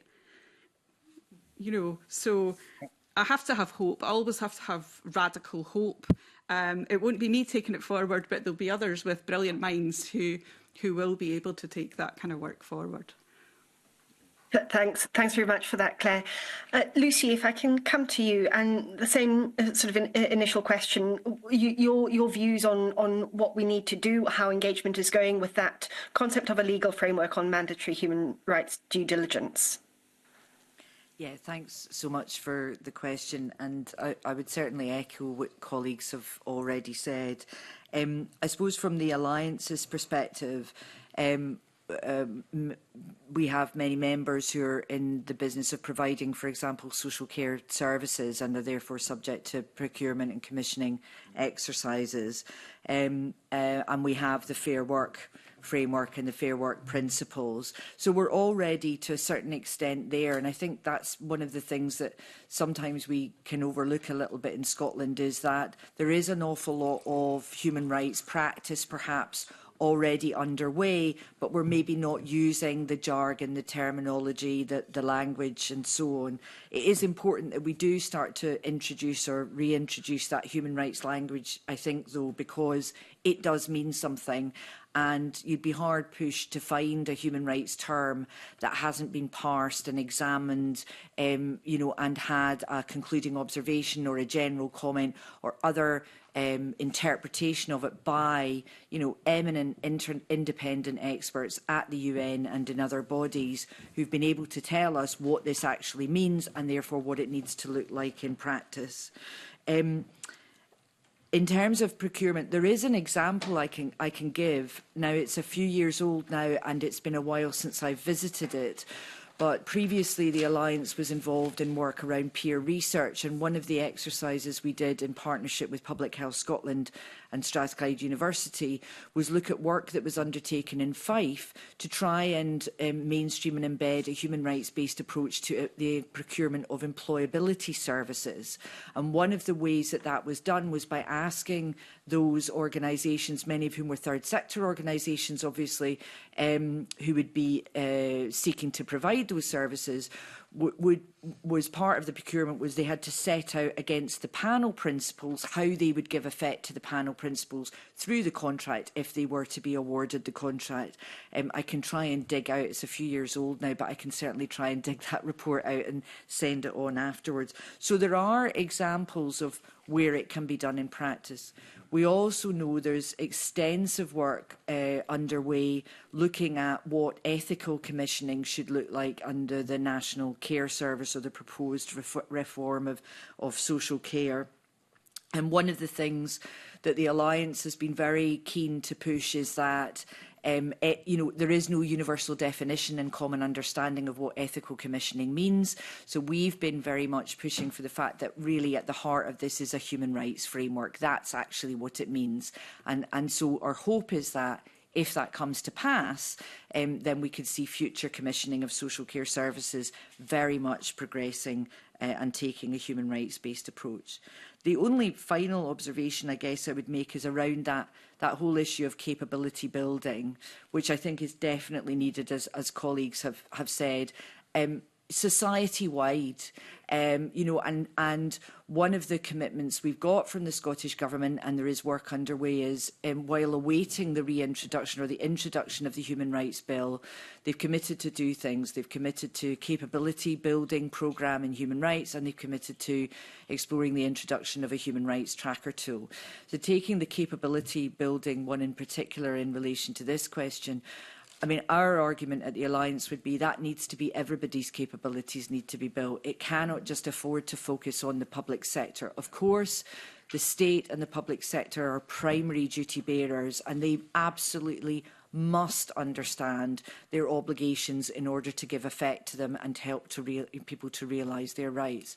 But equally important is that the private sector needs to understand human rights. They need to understand that this is an opportunity, not a threat. And of course, you know, hugely importantly, rights holders need to be able to know and understand their rights in order to be able to claim them. One way of doing that might be through the development of a Scotland-specific business human rights action plan. There previously was one in the works. My understanding was it's fallen somewhat by the wayside now since the introduction of SNAP 2. I know, I mean, I was involved in SNAP 2 at points. There was discussion by the SNAP leadership panel. There is reference to the business action plan in SNAP 2, basically saying, you know, these are the actions that we can identify that need to be taken by rights holders, mainly public sector duty bearers and civil society, but there also needs to be a business human rights action plan that will also see action that can and should be taken by business, but not business on its own, business very much in partnership. And actually, you know, obviously to echo what Claire said, the absolute importance that action needs to include rights holders, people with lived and living experience. You know, and the other thing I would say is that obviously in the third sector, you know, the Alliance, we take a very broad definition of the third sector, and it includes social enterprises. There is a vibrant body of social enterprises in Scotland from whom we can learn a huge amount in terms of ethical, everyday business practice, whether it's through employing people with lived and living experience or in terms of what they then do with their profits and so on. I mean, we could have a whole session just on that alone, but thanks very much for the question. Thanks very much, Lucy, and thanks, Convener. I'll leave it there for now. Okay, thank you, Maggie. We'll now move on to questions from Marie McNair, please. Thank you, Convener, and good morning, panel. Thanks for your time this morning. The committee really appreciate it. My first question, obviously, I'm going to kind of cover social security, but I'll probably direct my question to Lauren, if that's okay. Obviously, the concluding observations highlight concerns about the 2-child limit, the universal credit delays and benefit caps. So I'd be kind of really interested to know how these policies are impacting the people and communities that you work with. Lauren, please.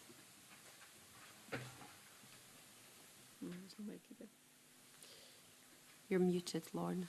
We'll just get that. Try again.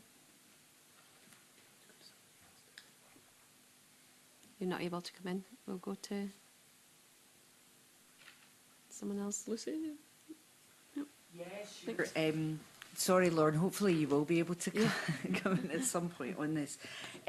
So social security was definitely one of the issues that the Alliance covered in our parallel report to the ICESCR committee, and it's been a subject that the Alliance has worked on for many years. And obviously we're very aware of the fact that some elements of social security are reserved and some are devolved. And that in Scotland, the Scottish Government and Social Security Scotland have very welcomely decided to put human rights equality and rights front and centre of the system. The goal was to create a rights-based system. And we think that while there have been some extremely positive steps made in that regard, there still remain, for example, amounts unclaimed, and there's no reliable estimate of the levels of take-up, for example, for disability social security.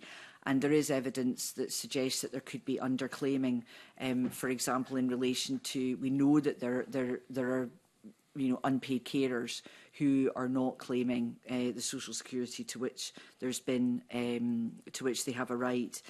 We've asked for better data gathering to understand the levels of take-up of disability and unpaid carer social security. We've also called upon the UK and Scottish governments to ensure the adequacy of social security payments for disabled people and unpaid carers. At the moment, the amounts that are being awarded are just not adequate in order to help people really fully enjoy their right to an adequate standard of living. I know others will want to come in on this because it is a hugely important topic.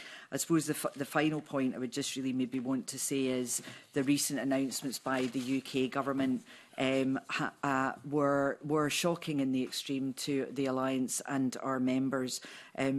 We believe and have made a couple of statements to the effect where we believe that they're going to cause real hardship and confusion and will risk the values of the Scottish system. The Chief Officer of the Alliance said that she's concerned that the Chancellor's Spring Statement will double down on the cuts to social security for disabled people and people living with long-term conditions.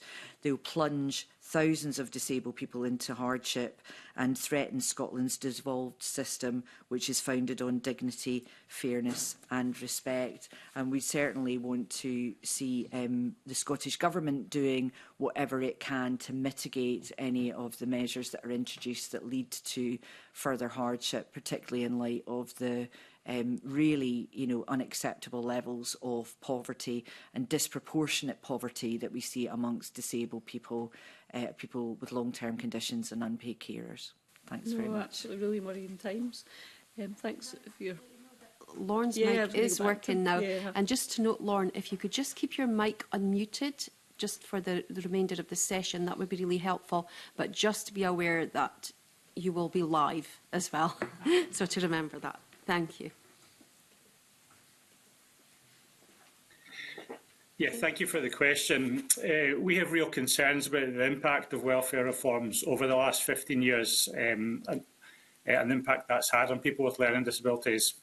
And also the potential consequences of further planned reforms at a UK level, in particular the potential impact of the changes to PIP on eligibility for or levels of ADP, adult disability payment in Scotland, which could lead to reduction in essential support for people with learning disabilities. And we're also concerned at that the welfare and social security system is becoming increasingly complex and difficult for people with learning disabilities to navigate. Reforms and cuts to the UK social security system, including the use of sanctions and the benefit cap, have led to increased financial hardship for many individuals, and this has been compounded by the cost of living crisis. And recently published research by SCLD and the Fraser Allender Institute highlighted significant financial insecurity for people with learning disabilities, with a large proportion of participants living below the minimum income standard and experiencing material deprivation. Over half of participants were in relative poverty when additional cost benefits such as PIP and adult disability payment were excluded from their incomes. And there's additional anecdotal evidence that some people with learning disabilities are relying on disability payments designed to cover the additional costs of disability for their day-to-day living. So we believe there's a strong argument for reviewing levels of social security payments at both a UK and Scottish level to assess their adequacy for providing an adequate standard of living for people with learning disabilities who face some of the greatest barriers to employment. And we believe this necessitates a human rights-based approach to social security, which is person-centred and takes account of the social and structural barriers which infringe on people with learning disabilities' right to independent living and equal participation in society. Thank you. Thanks, Lauren.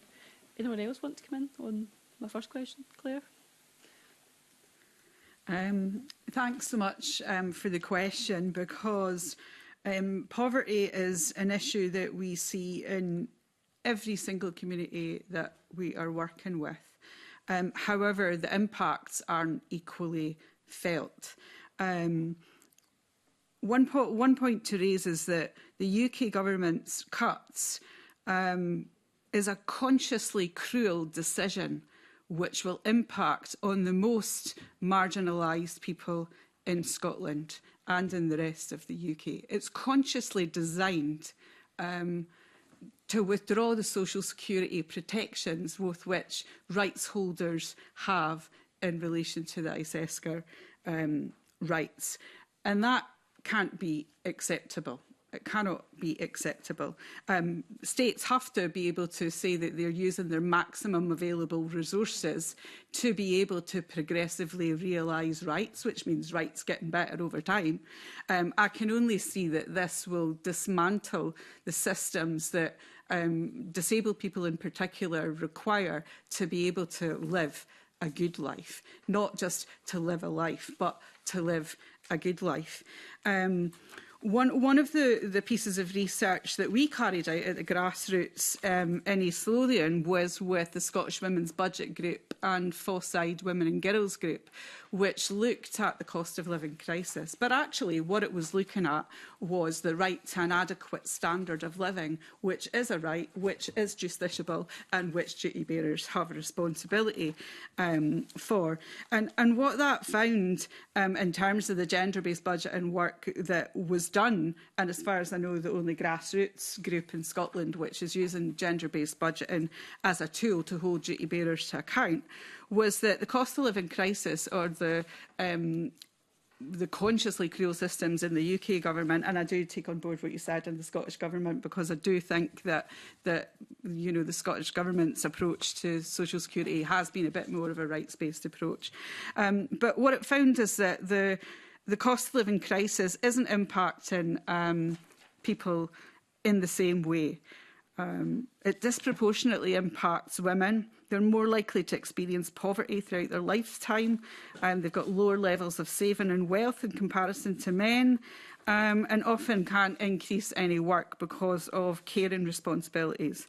And where women have different protected characteristics or social identities, race, class, ethnicity, sexuality, disability, what we found was that inequality was increased and was experienced like a double, a triple, a quadruple whammy. So in one of the most affluent areas of Scotland, the data tells us 36% of women and girls who responded to our survey, around 300 women, struggled to manage food costs. 50% struggled to manage energy costs. 31% struggled with housing costs. 55% with social care costs. And so East Lothian Council, Scottish Government, the UK Government are breaching a host of human rights, including the Declaration of Human Rights around dignity and respect, around SESCR, around CRPD, which is around disabled people's rights, the UNCRC in terms of children's rights, and CEDAW in terms of the elimination of discrimination against women. Food and energy insecurity was that 64% of single parents struggled to afford food. 70% struggled with energy costs. This is in one of the most affluent areas of Scotland. So for me, there's an unequal resource allocation, really. When we're looking at budgeting in Scotland, we should be looking at all of the maximum available resources. I'm not sure we quite have the tools in our systems yet to do that. But this is what is happening right at the grassroots in Scotland, and it's only getting worse. So I would urge you to take as many and as deep, bold steps that you can to advance rights under these social security protections, which we absolutely require for people who are the most marginalised in Scotland to live a good life. Thank you. I really appreciate the comments. We could have a full session just talking about social security and poverty today, and hopefully maybe make follow up with that as well. Anybody else before I move on? Charlie? Sorry. Angela, you go first. Okay, thank you. Thanks, Charlie. Thank you for engaging in this issue. I mean, I think Claire has laid bare for us all the daily realities here. But it links to other parts of the conversation this morning as well. The conversation a moment ago about the language of rights, and how the language of rights is not normalised. But what is normalised is austerity and cost of living. And that starts to mask the realities that Claire has just talked about, and becomes too easy to just roll it all up into something abstract rather than the crippling and chaotic realities of people's lives. And the committee in Geneva were really clear on that their deep concern that welfare and entitlement to the right of social security and social protection was being devalued and undermined in a system that was becoming more and more engineered to drive people to employment rather than to provide the essentials of a basic life of dignity. The committee also called for the cumulative assessment of austerity measures over the last decade plus. But even before assessing or even beginning to engage in that, and I would strongly encourage this Parliament to do so, we see more changes being proposed to the social security system in Britain. And the impact that will have on people in Scotland has to be very carefully and robustly scrutinised by this committee, by all committees in this Parliament. That oversight is essential.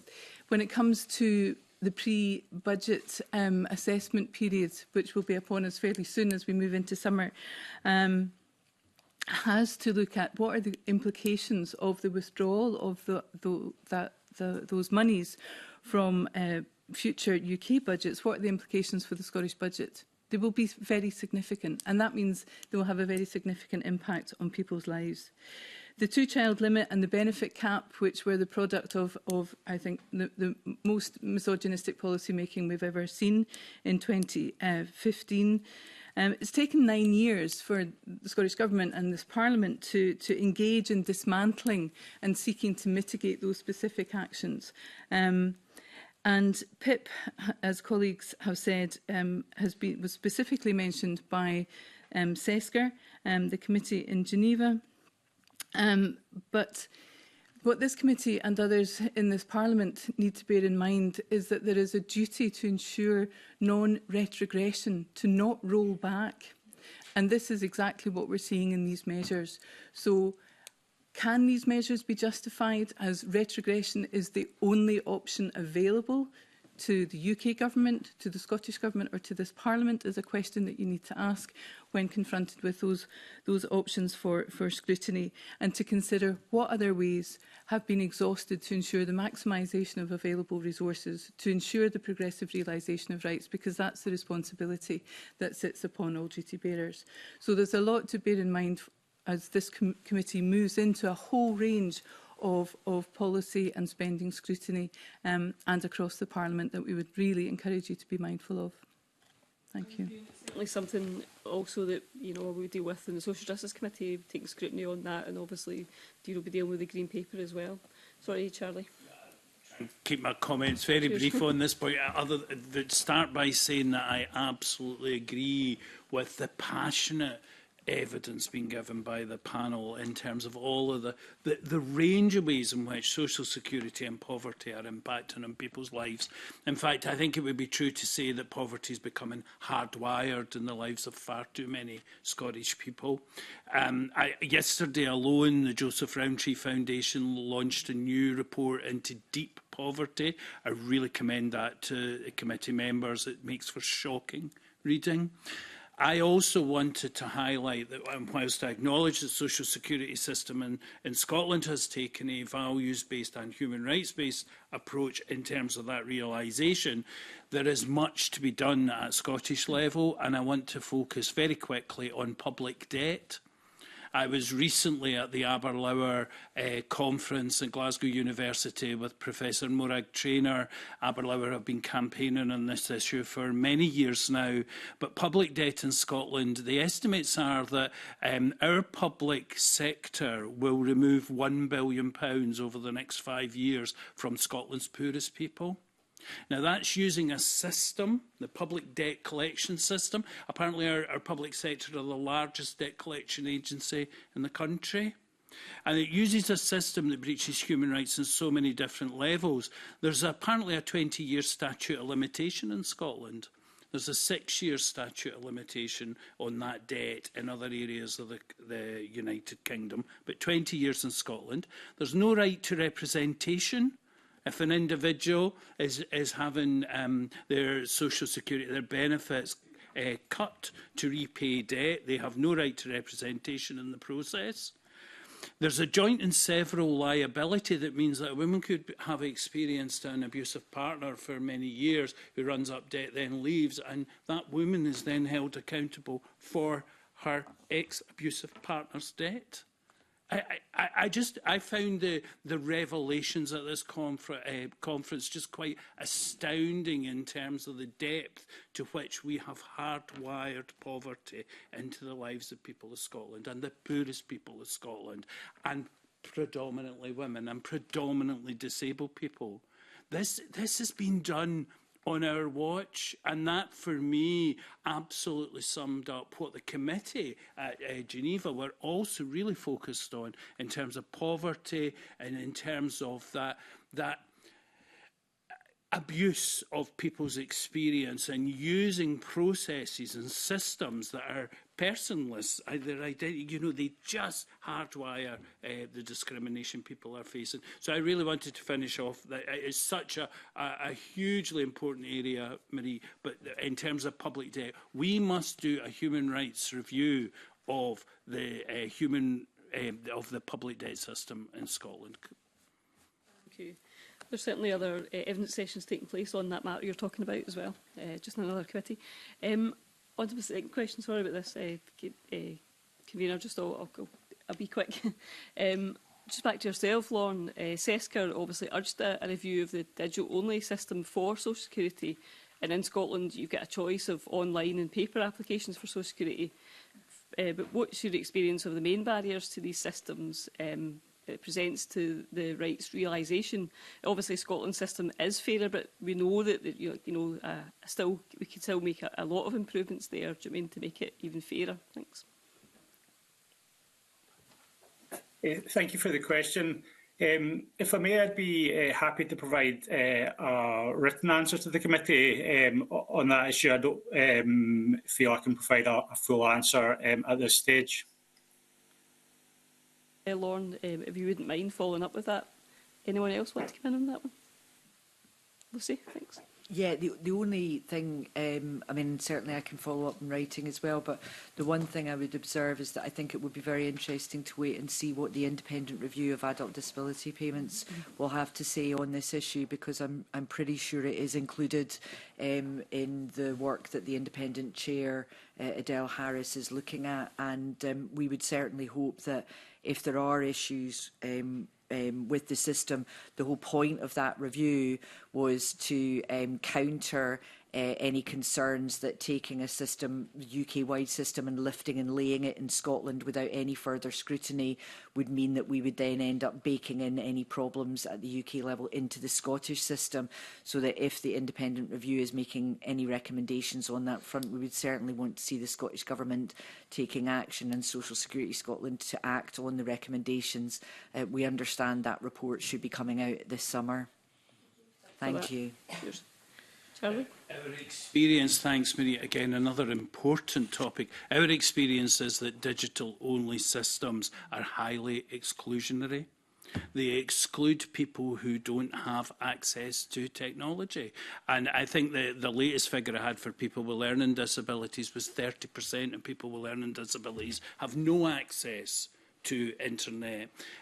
If I think personally in terms of my 86-year-old dad, he doesn't have a smartphone. He refuses to use that kind of technological approach.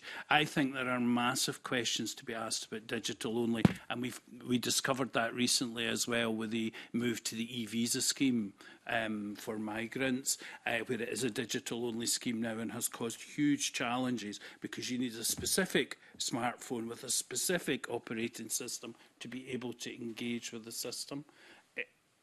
I think there's a huge challenge in moving to digital only. No, absolutely, the digital poverty that we face as well. Absolutely. Yep. Yeah. You've probably touched my final question already, and know that Lucy has, but obviously it's how well do the current disability-related benefits in Scotland reflect the human rights model of disability endorsed by international bodies, and you've touched on it already, but just to throw it out to you if you want to kind of expand a bit further there. Yeah, thanks very much for that. I suppose what I would do is I would commend looking at a report that was produced, again, it was a few years ago now, but it's still extremely relevant, for the Scottish Campaign on Rights to Social Security, which is particularly looking at what I think has now become adult disability payment, but looking at that transition from the UK to the Scottish system. And the approach that they took was what would a rights-based social security system look like? I think it's well recognised that one of the areas, we can build in a rights-based approach to the system in terms of how to apply for and be awarded and so on. And we really welcome the approach that Social Security Scotland have taken in terms of making sure that staff are getting trainer in carers rights awareness, in disability rights awareness and so on, very often from our members, third sector organisations and people with lived experience directly who are working on those issues. But one of the things I think we really need to look at is the eligibility criteria and the points system, and the basis upon which the questions that are asked of people, or that people have to ask of themselves, and the evidence that they have to provide in order to then be awarded X or Y amount. And one of the things we can really do in the Scottish system is apply rights and a capabilities approach much more towards that. And I think that's the direction of travel that the ISESCR committee, but also the CRPD committee, has very much recommended that countries, including the UK, need to take. So it's not about, you know, you get X amount of points if you can't wash below your waist, or if you can wash above your waist. You know, it's actually more about, you know, what can you do in everyday life, and where are the barriers that you face sit? Because the barriers are the violations of people's rights. It's not their impairments that are the problem. It's the barriers that society puts in their way that stop them from enjoying everyday life in the same way that everybody else does. And that's something that the Scottish system could really, which is already, you know, really being very ambitious in many ways compared to other systems around the world, that would really help it push and be progressive even more. Thank you. Anyone else? Claire? Oh. Yeah, just quickly in that, certainly with the Gypsy Traveller communities that we are working with, digital exclusion is massive. They may not have access to devices or may not have access to internet. And so having to go through a system using those devices is already discriminating and racially discriminating actually against people who are not able to access those systems. So I would say that there's a word of caution there in terms of as development goes forward to ensure that Social Security Scotland continues to deliver a range of approaches to people, including face-to-face options, which people would value.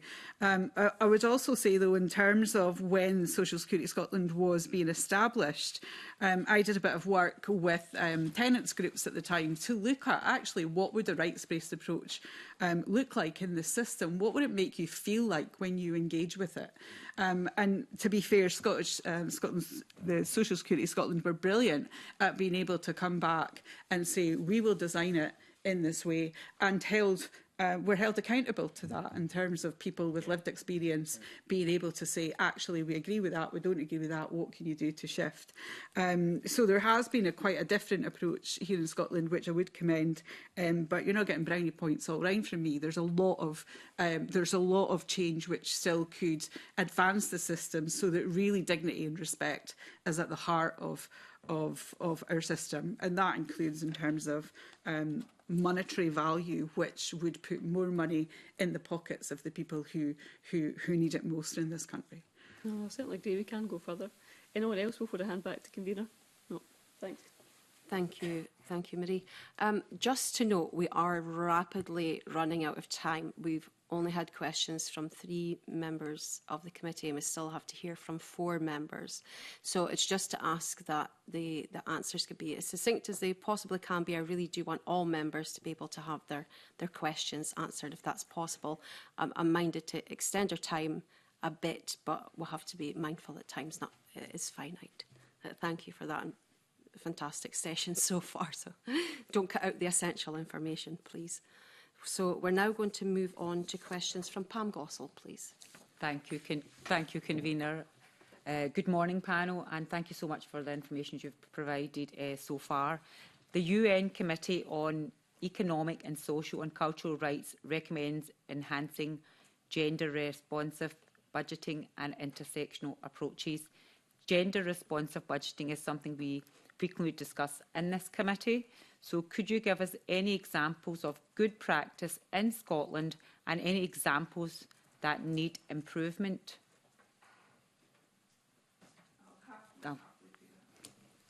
Yeah, I mean, the Scottish Women's Budget Group are doing incredible work across Scotland, looking at gender-based budgeting and how public authorities can be responding in a way which supports and enhances the rights of women. They've done a brilliant report recently around Gypsy Travellers' access to housing and women's experiences of that. You need to look at that. They've been doing brilliant work along with us in North Highland Women's Hub. We'll send you around these reports later. But they were also looking at how do we follow the money here around what public authorities are spending, because you can't really hold public authorities to account until you can follow the money. And that's been a real difficulty for us, certainly in Fosside Women and Girls Group work that we've been doing with the Scottish Women's Budget Group. It's not easy to follow the money. It's really, you know, it's like smoke and mirrors quite often when you're looking at accounts, or you're looking at how do things, how are those rights actually followed through in the budgets. So there's been brilliant practice out there. Angela, I'm sure, will have incredible practice as well. But those are some kind of small groups to look at. Fosside Women and Girls Group and Scottish Women's Budget Group, and the work that they've done is exemplary, actually globally. So if we're not learning from them, we're missing a trick. Yes, thank you, Ms Gossel. Thank you for the question on gender budgeting and taking intersectional approaches. One of the, I completely agree with the powerful work from Scottish Women's Budget Group, and disclose I'm a founder member of the Women's Budget Group, but I am not just biased. There is really fantastic work there, and across the network of women's budget groups across the UK, and that itself is a rich source of data, of experience and examples for this committee to look at. One of the last things I did before I came into my role at the Scottish Human Rights Commission was work with Scottish Women's Budget Group and Glasgow Disability Alliance, with a group of women across Glasgow Disability Alliance, Scottish Women's Budget Group and other women engaged in projects around surfacing women's experience of multiple low-paid employment. And the first and really only question that we asked all the way through that project was taking economic policy and the budget process in Scotland and saying to those women, do you see yourself there? That's a very powerful question, because they didn't see themselves represented in policy decisions and spending allocations coming through this Parliament and from government. They didn't feel close to the processes, didn't feel they had any engagement or say in the processes or outcomes. And so, by encouraging and supporting the development of that knowledge base so that budgets and public spending can be better interrogated at the grassroots level, as well as by this Parliament, is really important. Colleagues from the Scottish Human Rights Commission were in front of this committee recently. Again, we're very appreciative of that opportunity to talk about TikTok and our report on the Coming Home implementation plan around taking people out of institutions and realising their right to independent living. And a key aspect of that Spotlight report was how difficult it is to follow the money. And in response to that, the challenges from public authorities were, well, we were only looking at the publicly available data. Well, if the publicly available data can only show 1.4 million of a 20 million fund, then there's a problem with the publicly available data.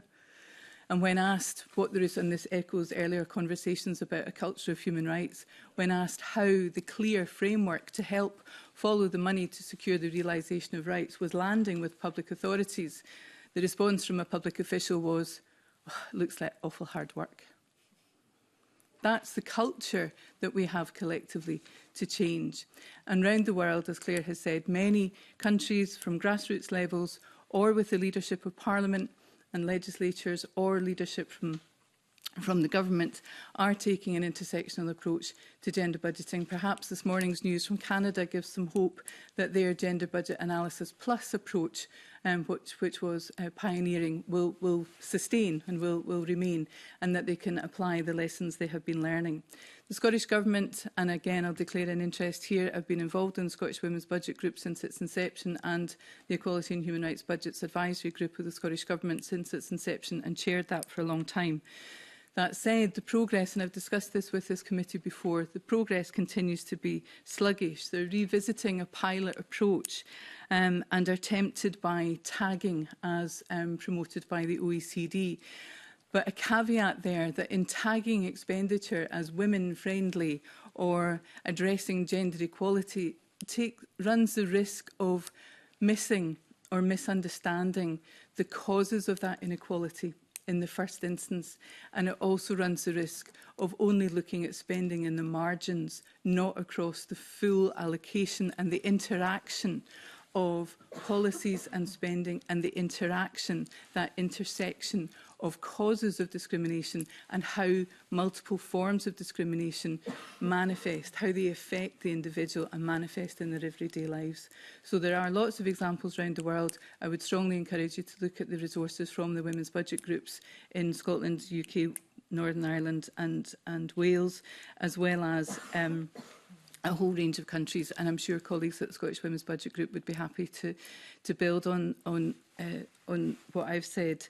And at the Commission, we've long argued for and tried to demonstrate an approach to human rights-based budgeting that takes an approach to ensure that resources are maximised to secure the progressive realisation of rights from a perspective of service design and spending allocation that's about ensuring rights are protected, respected and fulfilled. Because this Parliament can pass the best legislation in the world, but if the implementation is not resourced and the information about how to access rights is not resourced, then that legislation is not going to have the desired effect.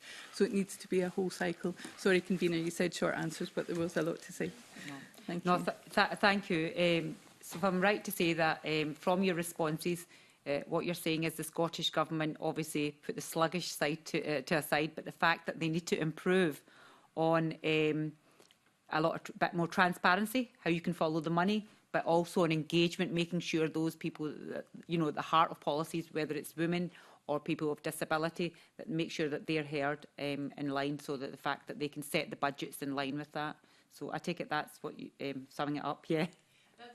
A helpful summary, but this Parliament has a key role in accountability and scrutiny of public spending and scrutinising proposals as they come through. And the pre-budget scrutiny phase that happens over the summer is absolutely key to that process of looking back to what commitments have been made, what's the direction of travel there, what are the outcomes from those spending commitments, whether they're in the budget of that year or cumulative, and then what recommendations from Parliament to redirect spending. But the point you've made there, Ms Gosling, on participation is key, and there's a really important, really significant role for the Parliament to engage much more in a much broader participation with people across Scotland in relation to the outcomes of public spending. Thank you, Angela. I've got one more question.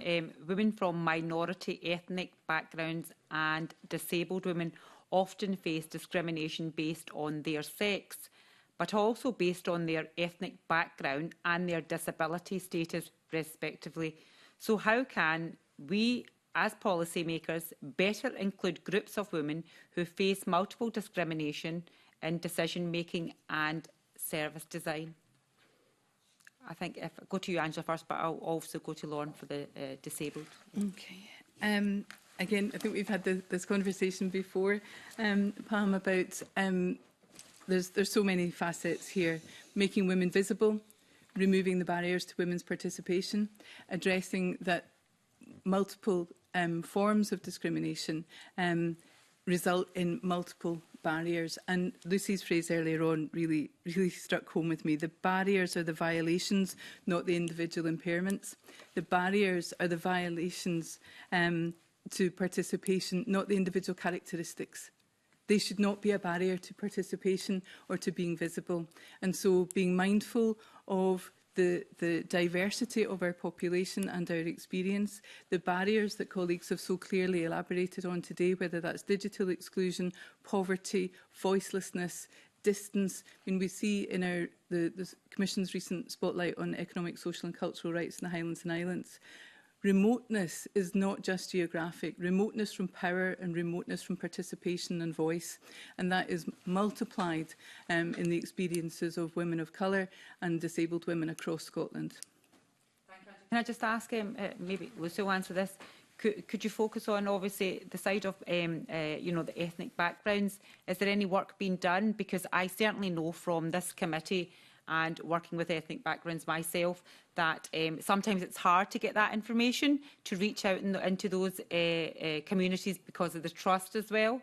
So can I ask that, have you done any work there, and have you found it difficult to reach out to them? Thanks. That's a really important question. what we would do as a national third sector intermediary at the Alliance is that we would work with our members if we were trying to work with specific communities or reach specific communities. And that's one of the things I would recommend that anybody really try to do, is that, you know, there are many communities, whether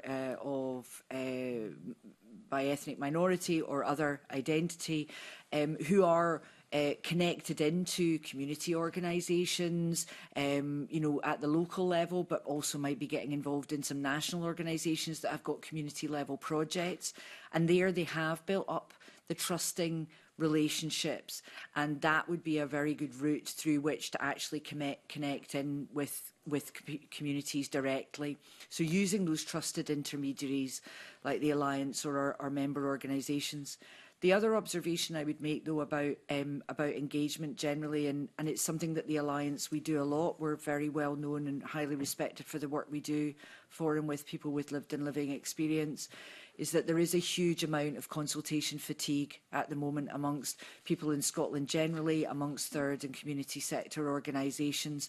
We are being asked questions that have been asked and answered multiple times before. And I think one of the things that can lead to the consultation fatigue is that we're being asked the same questions, or people can feel they're being asked the same questions without any kind of visible thing changing as a consequence of that. The issues that people face, the reports that have been submitted to the ISESCR committee, an overwhelming number of reports this time around by UK civil society organisations and by Scottish ones in particular. It's the largest number ever sent. But the issues that are being addressed in those reports are very well known. They're not, a lot of them are not new issues. They're very well rehearsed. What is less well known and less well rehearsed is what actual action is going to be taken to address them, so that people no longer experience these violations of their everyday rights. And so consultation is one of those areas, again, where practical action could be taken. So, for example, if you want to reach out to a community and find out what matters to them and what they want to see happen, build into that process that you will return to that community and tell them what you did with what you heard from them. You know, that is something that I think often we don't think about doing, building in these feedback loops into the process, as well as making it easier for people to kind of directly engage. It's for our duty bearers to actually, you know, report back on what you've done. Thank you, Lauren. Sorry, I was going to thank you, Lucy. Lauren, would you like to say anything? Thank you. I don't have too much more to add. Work that we've done, our report Unequal, Unheard, Unjust, but not hidden anymore, demonstrated that women with learning disabilities encounter significant barriers to disclosing and reporting gender-based violence. And that's a report that I'd be happy to share with the committee if that would be of interest. Thank you, Lauren. Yeah, I have, I think, brought the question up before in relation to domestic abuse, the fact that more has to be done there as well to identify, especially when the victim or the survivor is basically talking about, and sometimes when they've got a learning disability. In the past, it's been said that they're not talking clearly or this is not happening, and police aren't trained to that level. So certainly there are a lot of gaps there, and it's something, it'd be good if you could pass that report on. No, thank you. Thank you, Convener. Okay, thank you. And now move on to questions from Paul O'Kane, please. Thank you very much, Convener, and good morning to the panel.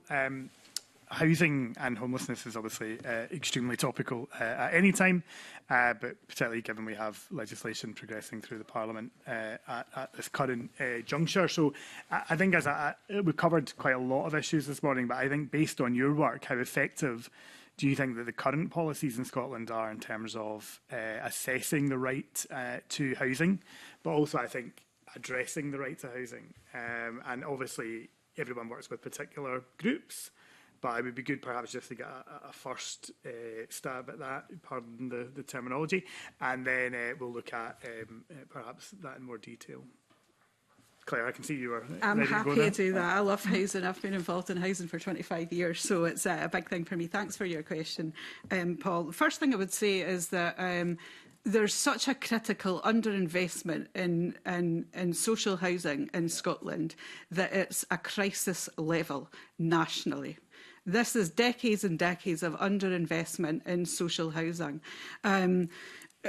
We can't change anything until we change that. In terms of the right to housing, it's not well understood by public authorities who provide housing, registered social landlords and local authorities often don't know that they're duty bearers. So in terms of measuring their impact against the right to housing and the 7 standards which are in the right to housing, it's very difficult to do because our systems are not set up for that.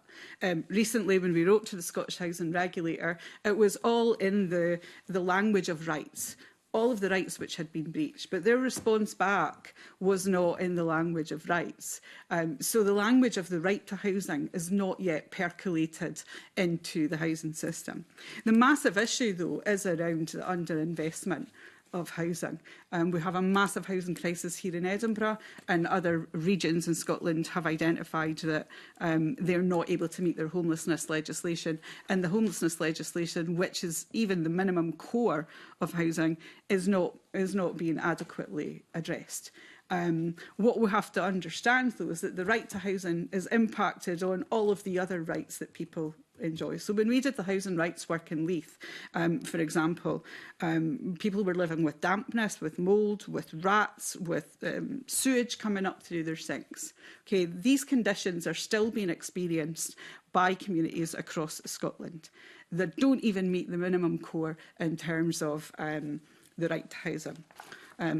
I'll send you on these reports from the Gypsy Traveller groups that we've been working with, because those are significant concerns. Travellers that we're working with in Bobbin Mill and Pitlochry, and I would encourage you to go and visit them, only got electricity and hot running water in 2010. 2010. Okay, they're still living in cabins which were provided second-hand to them. They're still being charged the same as a 2-bedroom rent for that. I would really encourage you to go and see what are the historic injustices that are going on for Gypsy Traveller communities here in Scotland in terms of the right to housing. I'm happy to facilitate those conversations. But what they are is a legacy of decades and decades and decades of systemic injustice, particularly to that community. The Serge report, which I know we're not talking about today, and I'll send you over that, was very critical of the Scottish Government's view around forced assimilation of Gypsy travellers and the subsequent right to housing. So there's a lot that needs to be done, both in understanding that there is a right to housing, that tenants have a right to housing. Imagine every tenants group in Scotland was actually holding their landlord to account in the methods that some of the groups that we're using. You would see a massive change. You would see that change in culture, and you would see that change in outcomes for people. Because when people have good housing, they have good health. They have better opportunities for education, better opportunities for learning, because they're able to live in a home which has not got damp, which has not got mould, which has not got sewage coming up through their sinks, and which they're not having the privilege to pay £500 a month for. So our systems need to be better at monitoring that, and the systemic injustice which is around blaming tenants needs to be challenged at every single level, because it's unacceptable that human rights defenders are treated in a way that their voices and their complaining isn't actually met with a joyous response to say, actually, you're pointing out the system failures to us and we need to address them. So there's a massive amount of work that needs to be done, and it starts with investing heavily in social housing in Scotland, because that's the only way that other rights will be realised in Scotland. Thank you very much. Charlie, I wonder if I can ask you just, I think in terms of, Angela referred to TikTok, referred to coming home, the fundamental right to a home, not just the issue of housing for people who have a learning disability in particular. Now, we've obviously covered that in some detail in this committee, but it'd be useful just to get a sense of those issues. Yeah, absolutely. Thanks, Paul.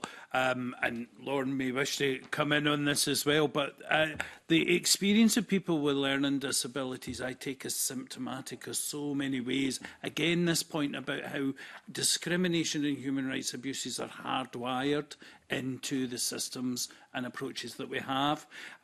We know from TikTok there are people with up to 50 years living in institutions. And one of the key issues for me is that spend, but it's crisis spend. It's not actually, as Claire was saying, we need to spend our money where it will make the most impact, and that's in building affordable and also accessible housing. And we need to be much more progressive. It can cost on average £1 million a year to keep someone in a locked ward in an assessment and treatment unit. Now, if they're away then and locked up for a number of years, the multiplier is so significant. How many housing units could that money be used to build? How many care and support packages could that money be used to provide? We spend our money in the wrong places, and key points that we've been making as a panel in terms of preventative spend actually enables people's human rights. You'll see also from the very specific recommendation in the housing section in the ICESCR concluding observations, this was a key concern for the committee, as was housing in general. And those root causes, they speak in terms of homelessness, but the root causes that lead people with learning disabilities to end up spending their life in locked institutions, we're not dealing early enough. We know many of the risk factors from childhood. We should be wrapping ourselves around those individuals and ensuring that their lives aren't ancient history, that we are able to create a very different future in partnership with them. So absolutely, we really welcome the comment by the committee and their focus on housing. I don't know if anyone wants to come in on the broad point, but I mean, as I said in my opening, that the housing bill progresses through Parliament as we speak. Stage 2. There are Ask and Act duties in there in terms of homelessness, in terms of people's rights. But I'd be keen to get a sense if people think there's been a missed opportunity potentially. There's more that could be done in that space. It's been an interesting bill, I think, in terms of trying to deal with some of what Claire's outlined, but actually it doesn't, deal with supply. It actually deals with trying to use a system essentially that doesn't have enough houses. So it would be good, perhaps, just to get a sense on that if we can. I wonder if the bill actually has done that fundamental human rights impact assessment and places human rights. It's that Lucy, I've heard often speak about human rights first approach, that actually we stop trying to tack on human rights to the work that we're doing, legislation passing through, that at the starting point we take things like the ICESCR concluding observations, we start from there. And how do we then realise these human rights as we develop legislation? So I don't know the detail of the housing bill at the moment, but I am absolutely convinced there'll be the language probably of we're taking a human rights-based approach. It's one of the most overused phrases in Scotland. But actually, what does that really mean? And are we building it into the fabric of the legislation? Are we really considering the complexities and the multiple ways in which your human rights are engaged? Because it won't just be ICESCR either. It would also be useful just to reflect on the duty when it passes to a local authority or to a housing association, the monitoring, I suppose, of that and the delivery of that. So, we may legislate in this Parliament, but how is that actually delivered on the ground? And do we need to do more in terms of that analysis, I suppose, and support for agencies to do that? TikTok. So the Human Rights Commission, as part of the TikTok report, they co-produced a measurement tool with individual human rights defenders, largely parents in that instance. It was recognised by the committee when we were in conversation with them as an exemplar, and I think it's something that we could easily build on. Would you want to comment in terms of the duty that the Commission has in terms of some of these issues? I mean, our duty, our mandate is to promote human rights, awareness of human rights and educate on human rights. But what you've outlined there, Paul, is that relationship, that thread from government to Parliament, Parliament to public authorities.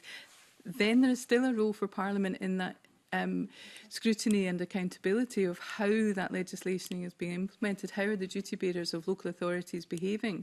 If they think it looks like hard work to implement the framework that Charlie's just alluded to, then quite frankly the Parliament needs to be all over that, because if that is the prevalent attitude, and I'm not saying it is with every local authority, but if it is a part of the mindset, then it's about clear direction from Parliament. It's about something I've written across my notes in our conversation this morning is about tolerance. And what is the level of tolerance of poor practice and poor acceptance and integration of human rights? If human rights continues to be seen as an abstract concept and something othered, or something at best to be added on at the end, then it's not going to deliver the transformative effect and outcomes in people's lives. And so that's what our framework is all about. Thank you for the reference, Charlie. In the TikTok report, is taking the requirements as set out in the international frameworks, legal frameworks, as produced by taking the framework for the Fundamental Rights Agency, and then saying, this is how you can apply it in Scotland as a duty bearer with a responsibility across these issues.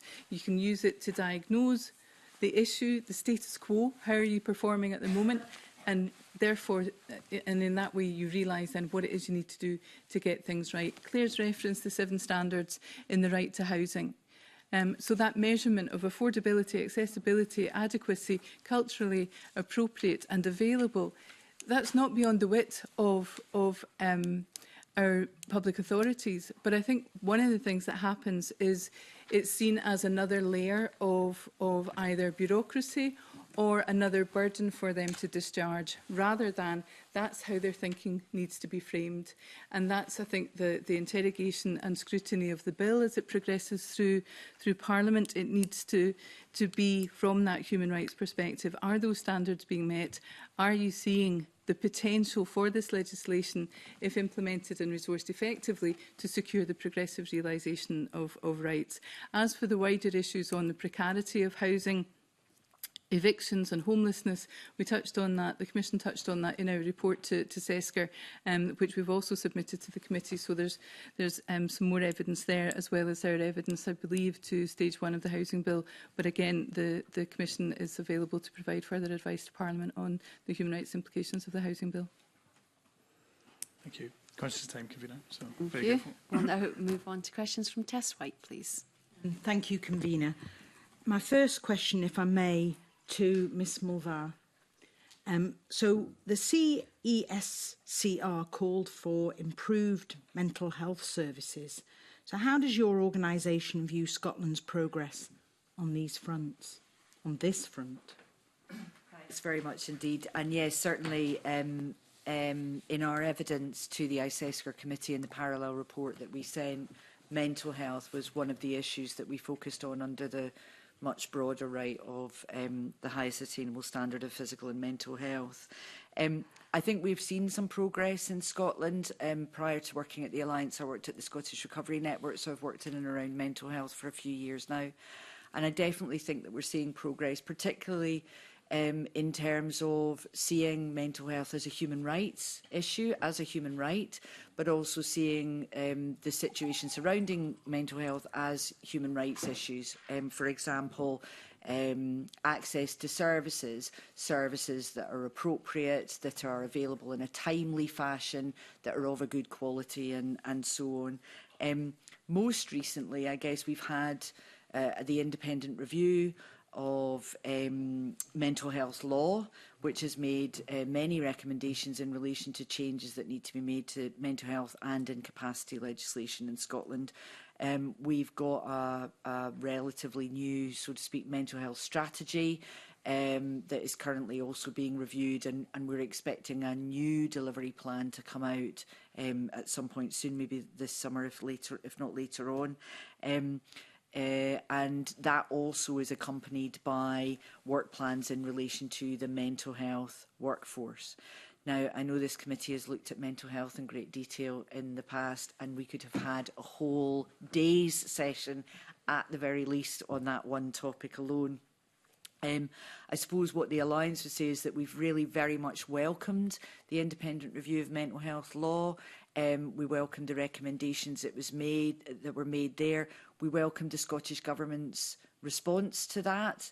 They were going to set up a programme, and we're in the process of setting up a programme to respond to that, a long-term programme, because in order to make mental health and incapacity legislation compliant with CRPD and ISESCR, as called for by the Scott Review, that is going to take quite some time.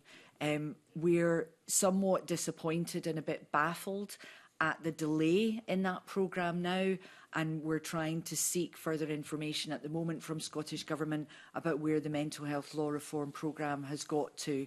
There's been some discussions, for example, around looking at perhaps refining or redefining the definition of mental disorder in the Act, in the Mental Health Act, which particularly affects people with learning disabilities and people with autism, who I'm sure Lorne will have plenty to say on this, have made it perfectly clear that they should not be considered for inclusion in the Mental Health Act, hence the calls for a learning disability, autism and neurodiversity bill. So we'd really like to see progress and find out more about what's happening with the law reform programme. In relation to mental health services, I think evidence would suggest that there have been improvements in some areas and no improvements in others. If we were to actually look at this completely through a human rights lens, I think we could probably see issues in relation to all the main elements of the right to health. There isn't enough access, there isn't enough availability, the quality can be a bit of a postcode lottery, the timeliness can be in question sometimes. People are still not fully involved in participating in decision making in relation to their right to mental health and other aspects of their lives. And there are gaps in our accountability in terms of when that people do experience problems, what redress they can have if they are trying to claim their rights. So I suppose the school book marking would be could do better, seeing improvements, but yes, could do better. Thank you. And we are restricted for time, and as you say, we could spend a whole session on this. And your point, Mr Macmillan, about somebody in 50 years locked away is not good enough, and money could be spent elsewhere. So I won't progress this, but as a committee, as you say, it is something that we're focusing on. And in terms of Mr Berkeley, we're looking at autism, one of the focus areas of this committee as well. We've been looked at the where patients can't get autism, ADHD assessments, CAMHS waiting times, and you're all in agreement. That's a huge area that needs looking at. But can I go on to my second question as we're tight for time? So this huge issue that we've got, and it seems to be that it's the elephant in the room that nobody really has grasped the ears of, which is the access to affordable food, and that's something Ms Mulver, you actually, the access to affordable food, but good quality food. So a couple of facts. So 60% of food production on this island is basically produced on the island, and that hasn't changed for about 100 years. That fact. Another fact is that basically the majority of people don't meet the government dietary requirements. So the quality of food is going down dramatically. And you talk about, is it your 86-year-old father?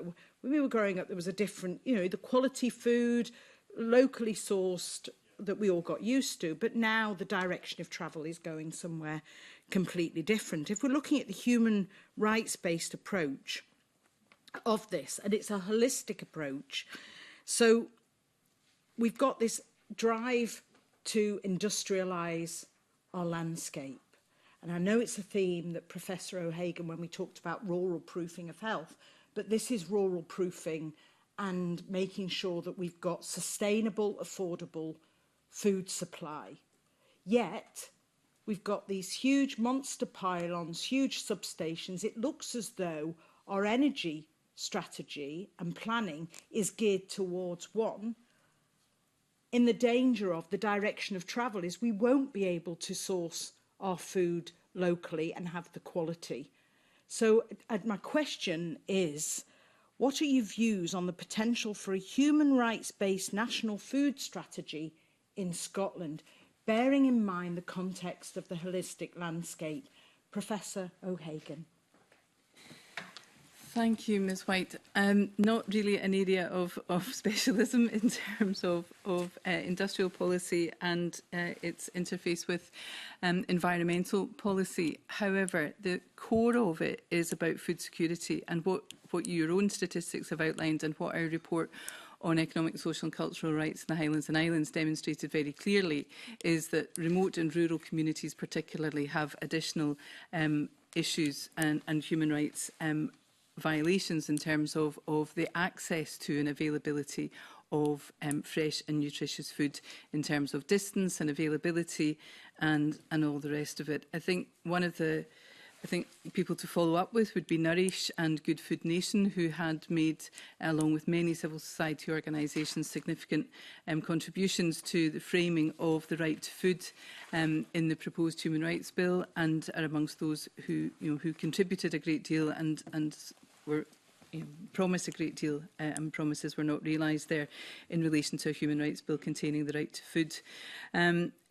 We've talked across the panel about the reality of food insecurity as a daily reality for many, and you used the words there, holistic approach, and that's absolutely what it has to be, that the right to food in terms of its availability, accessibility, adequacy and cultural appropriateness has to be present. And so that has to inform any industrial strategy or any agricultural strategy, just as the right to work and the right to dignity. And so we cannot rely or, again, have any tolerance for the realities that much of our food is produced by migrant agricultural workers who live in appalling conditions in our agricultural sites, experiencing extreme destitution, living in horrible, very poor living conditions, although they're paying significant amounts in rent.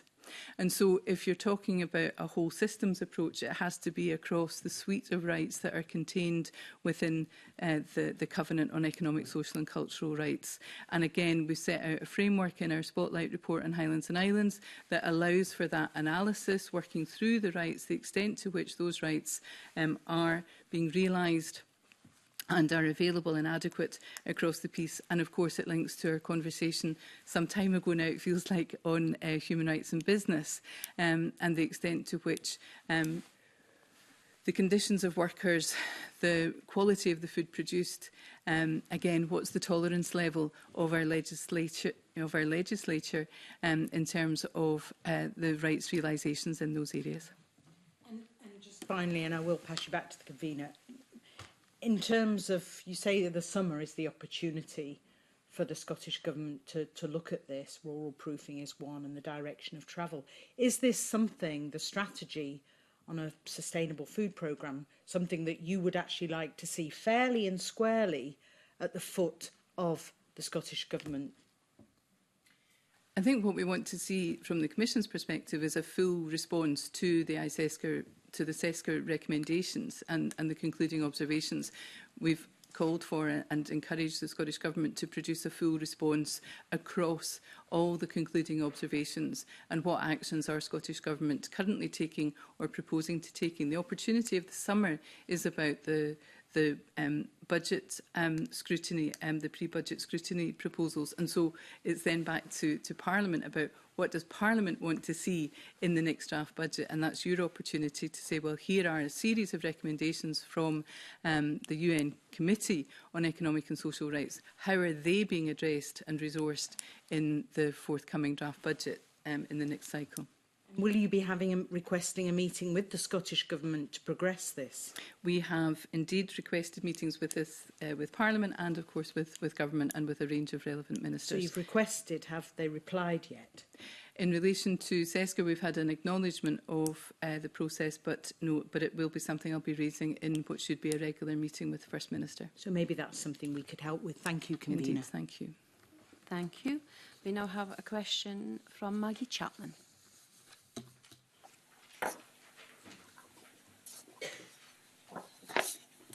Thanks very much, Convener.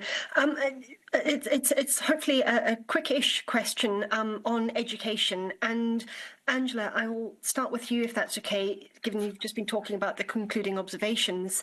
One of them very clearly stressed, well, they quite clearly stressed the importance of culturally appropriate and inclusive education to ensure the fulfilment and realisation of rights.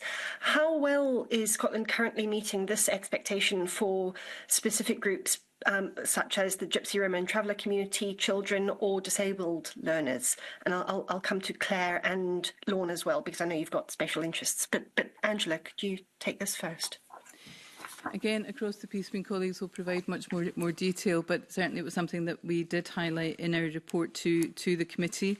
It's the accessibility and availability of appropriate education, ensuring that the individuals have access to appropriate education and are sustained and supported in appropriate educational settings, as well as education on human rights. And that again touches on what colleagues have said in relation to building that capacity and that building the normality of rights in our way of thinking and doing in Scotland, and moving beyond the sometimes tokenistic issuing of little cards with the rights of the children or the Declaration on Human Rights. That actually needs to turn into practice.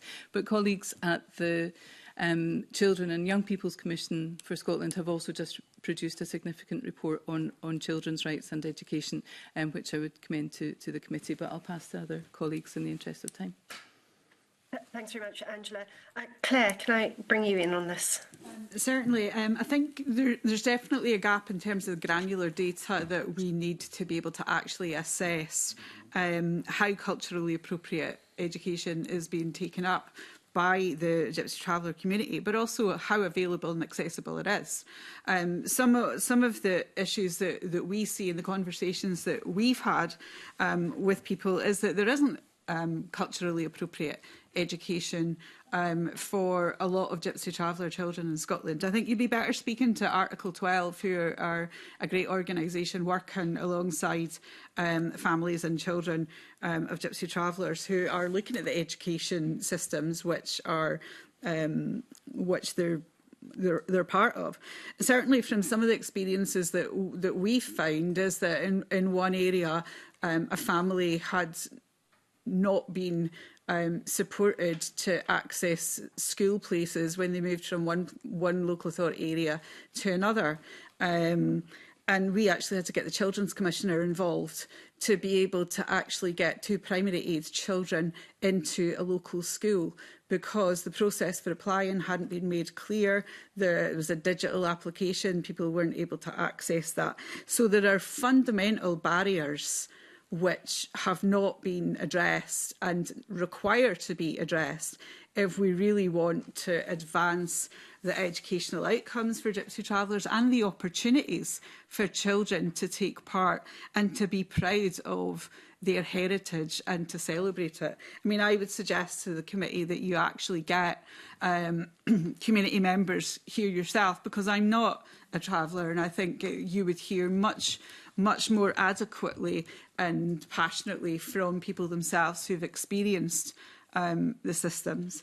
And also around children's rights, hearing from Gypsy Traveller children what it feels like to be at school.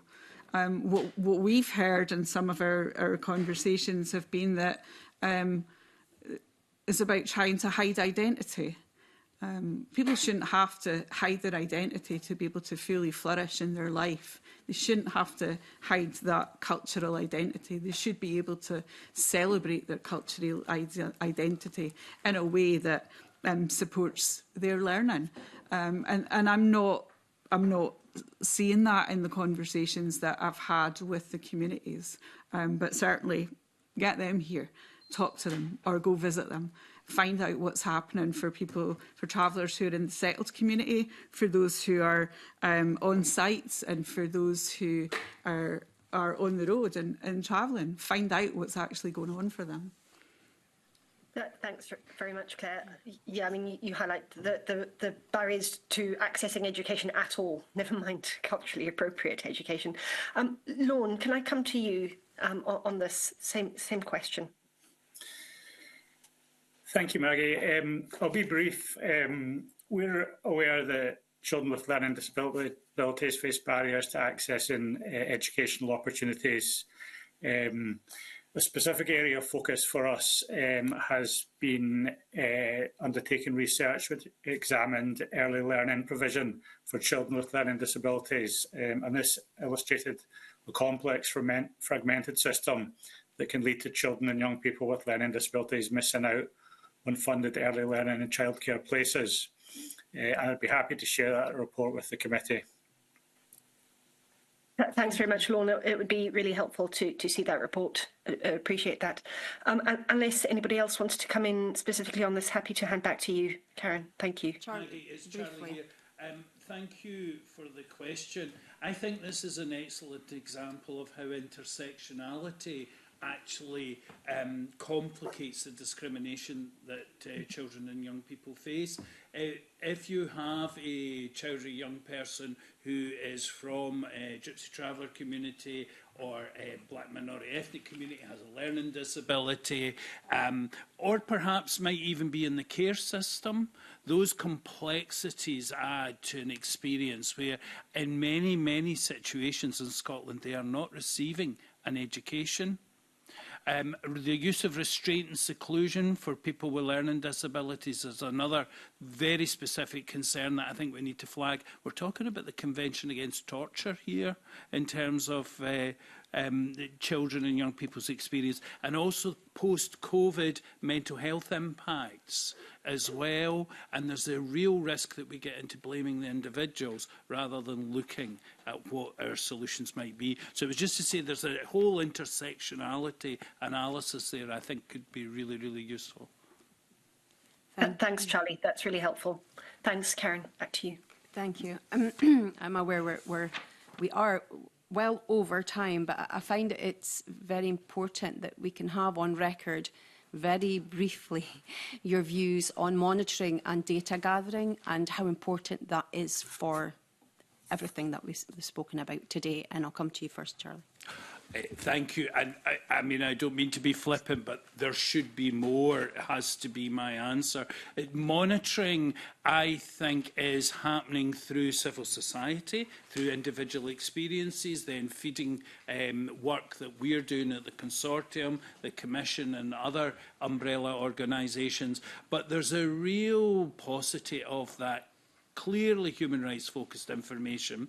I think data collection in Scotland is a significant weakness, and that's been proved from COVID forward. Intersectional data, as required by some of the conventions as well, a real gap. I think there's so much more to do. This was the first time I've been involved in the international monitoring experience, and I have to say it was hugely beneficial to understand the depth, the level of understanding that the UN committee members had, and their breadth of concern for the experiences of people in the United Kingdom and Scotland and other devolved nations.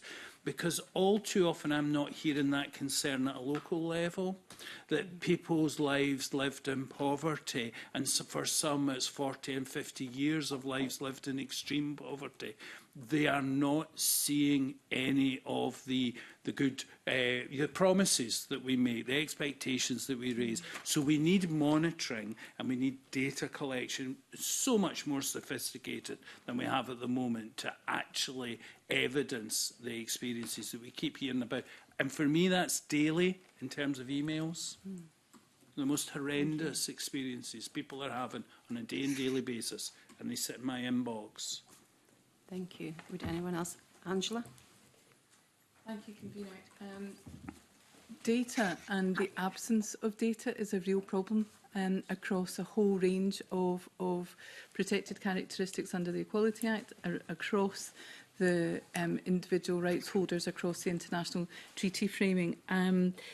The Commission has engaged in a series of spotlight reports, as you're familiar with, which is a form of domestic monitoring, trying to highlight, and I think we have done so very effectively, where people's rights are not being realised, and very often in the most hidden or amongst the most hidden populations in Scotland.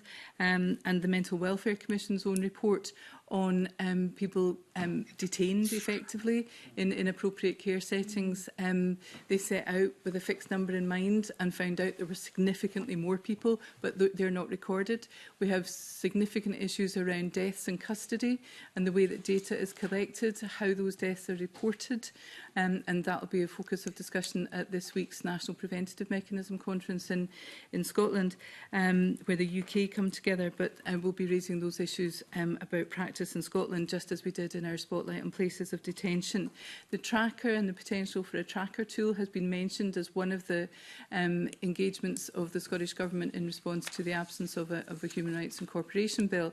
A tracker tool would allow public and parliamentary exploration and insight into the extent to which concluding observations were being met and were being realised.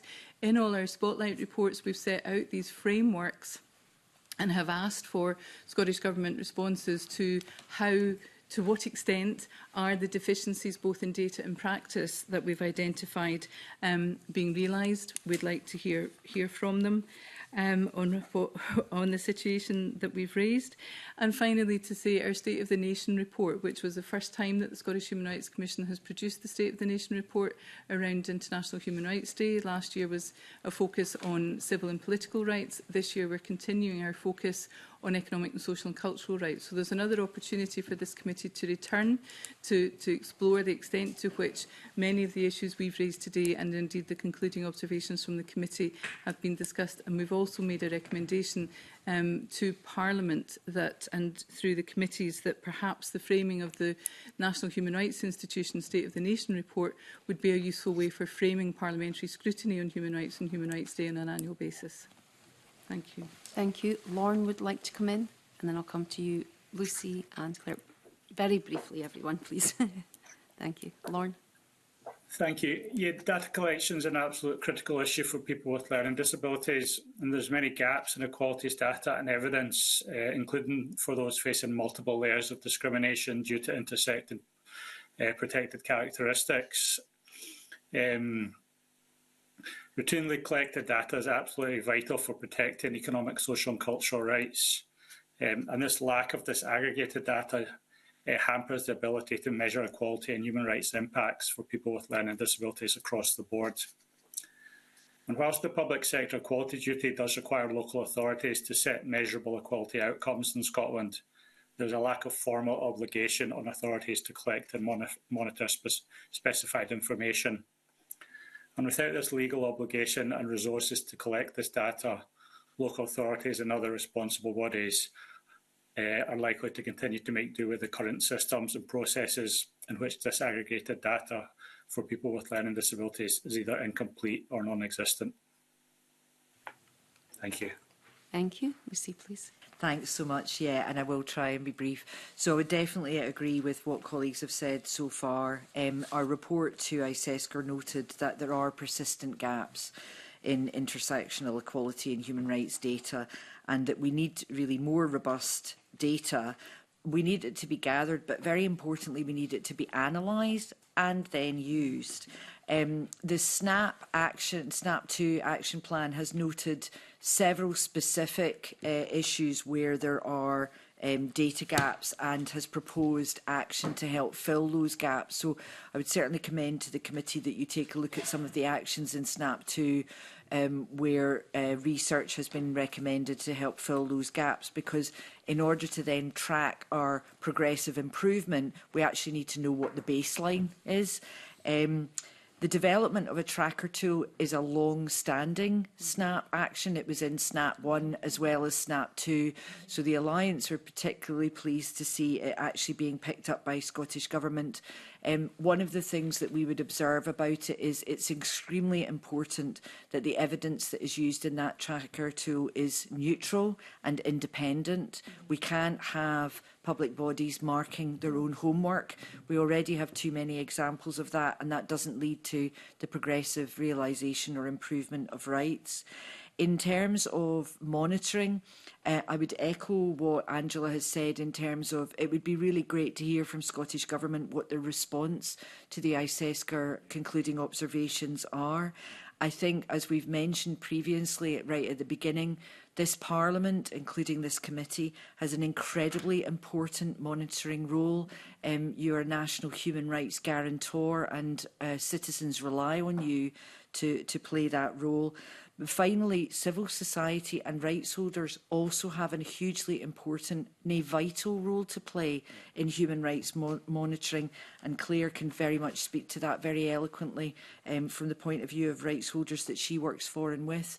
But one of the things we need urgently in order to do that is resources, and we are under almost existential threat at the moment because of the ongoing cost of living crisis and the public finance crisis. So without resources, we can't do our job in monitoring and data gathering. A lot of public bodies currently rely on data that is actually gathered by third sector organisations, including the Alliance and our members. We would definitely want that to continue, but we really need resources in order to do that. Thank you. Thank you. Claire.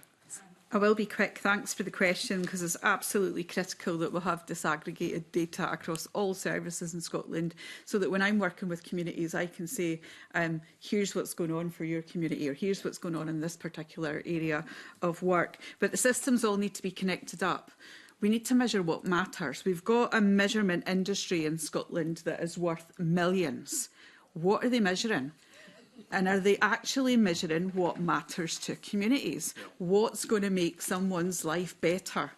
I'm not sure that they are, which is why we've created these blueprints for communities to be able to progressively monitor their own progressive realisation of rights. Imagine we had that at national level, where the indicators for the national performance outcomes were actually indicators that had been set by people of what actually matters, excuse me, for me and my life. So I think that's where I would encourage you to go. More disaggregated data, more regulatory frameworks which actually embed human rights in their processes, in their systems and in what they're measuring, and much more cognizance that testimonial injustice is happening to rights holders right across Scotland now. We're being told the data doesn't match what you're telling us. Well, Ken, what? The data's wrong, not what people are telling you. Their stories are telling systemic failures for breaches of rights across Scotland, and their voices need to be at the heart of whatever is measured in Scotland. Get that right, and we'll be much better off as a society in Scotland, knowing where our rights are being realised, where they're not, and then developing the tools, systems, resources, and embedding them into the places which are most needed. Thank you. Thank you all very much. And on that very powerful testimony, we bring this session to a close. And I just want to thank you all again for attending and giving us a very full and very valuable evidence session. Thank you. We will now move into our private session to consider the remaining items on our agenda.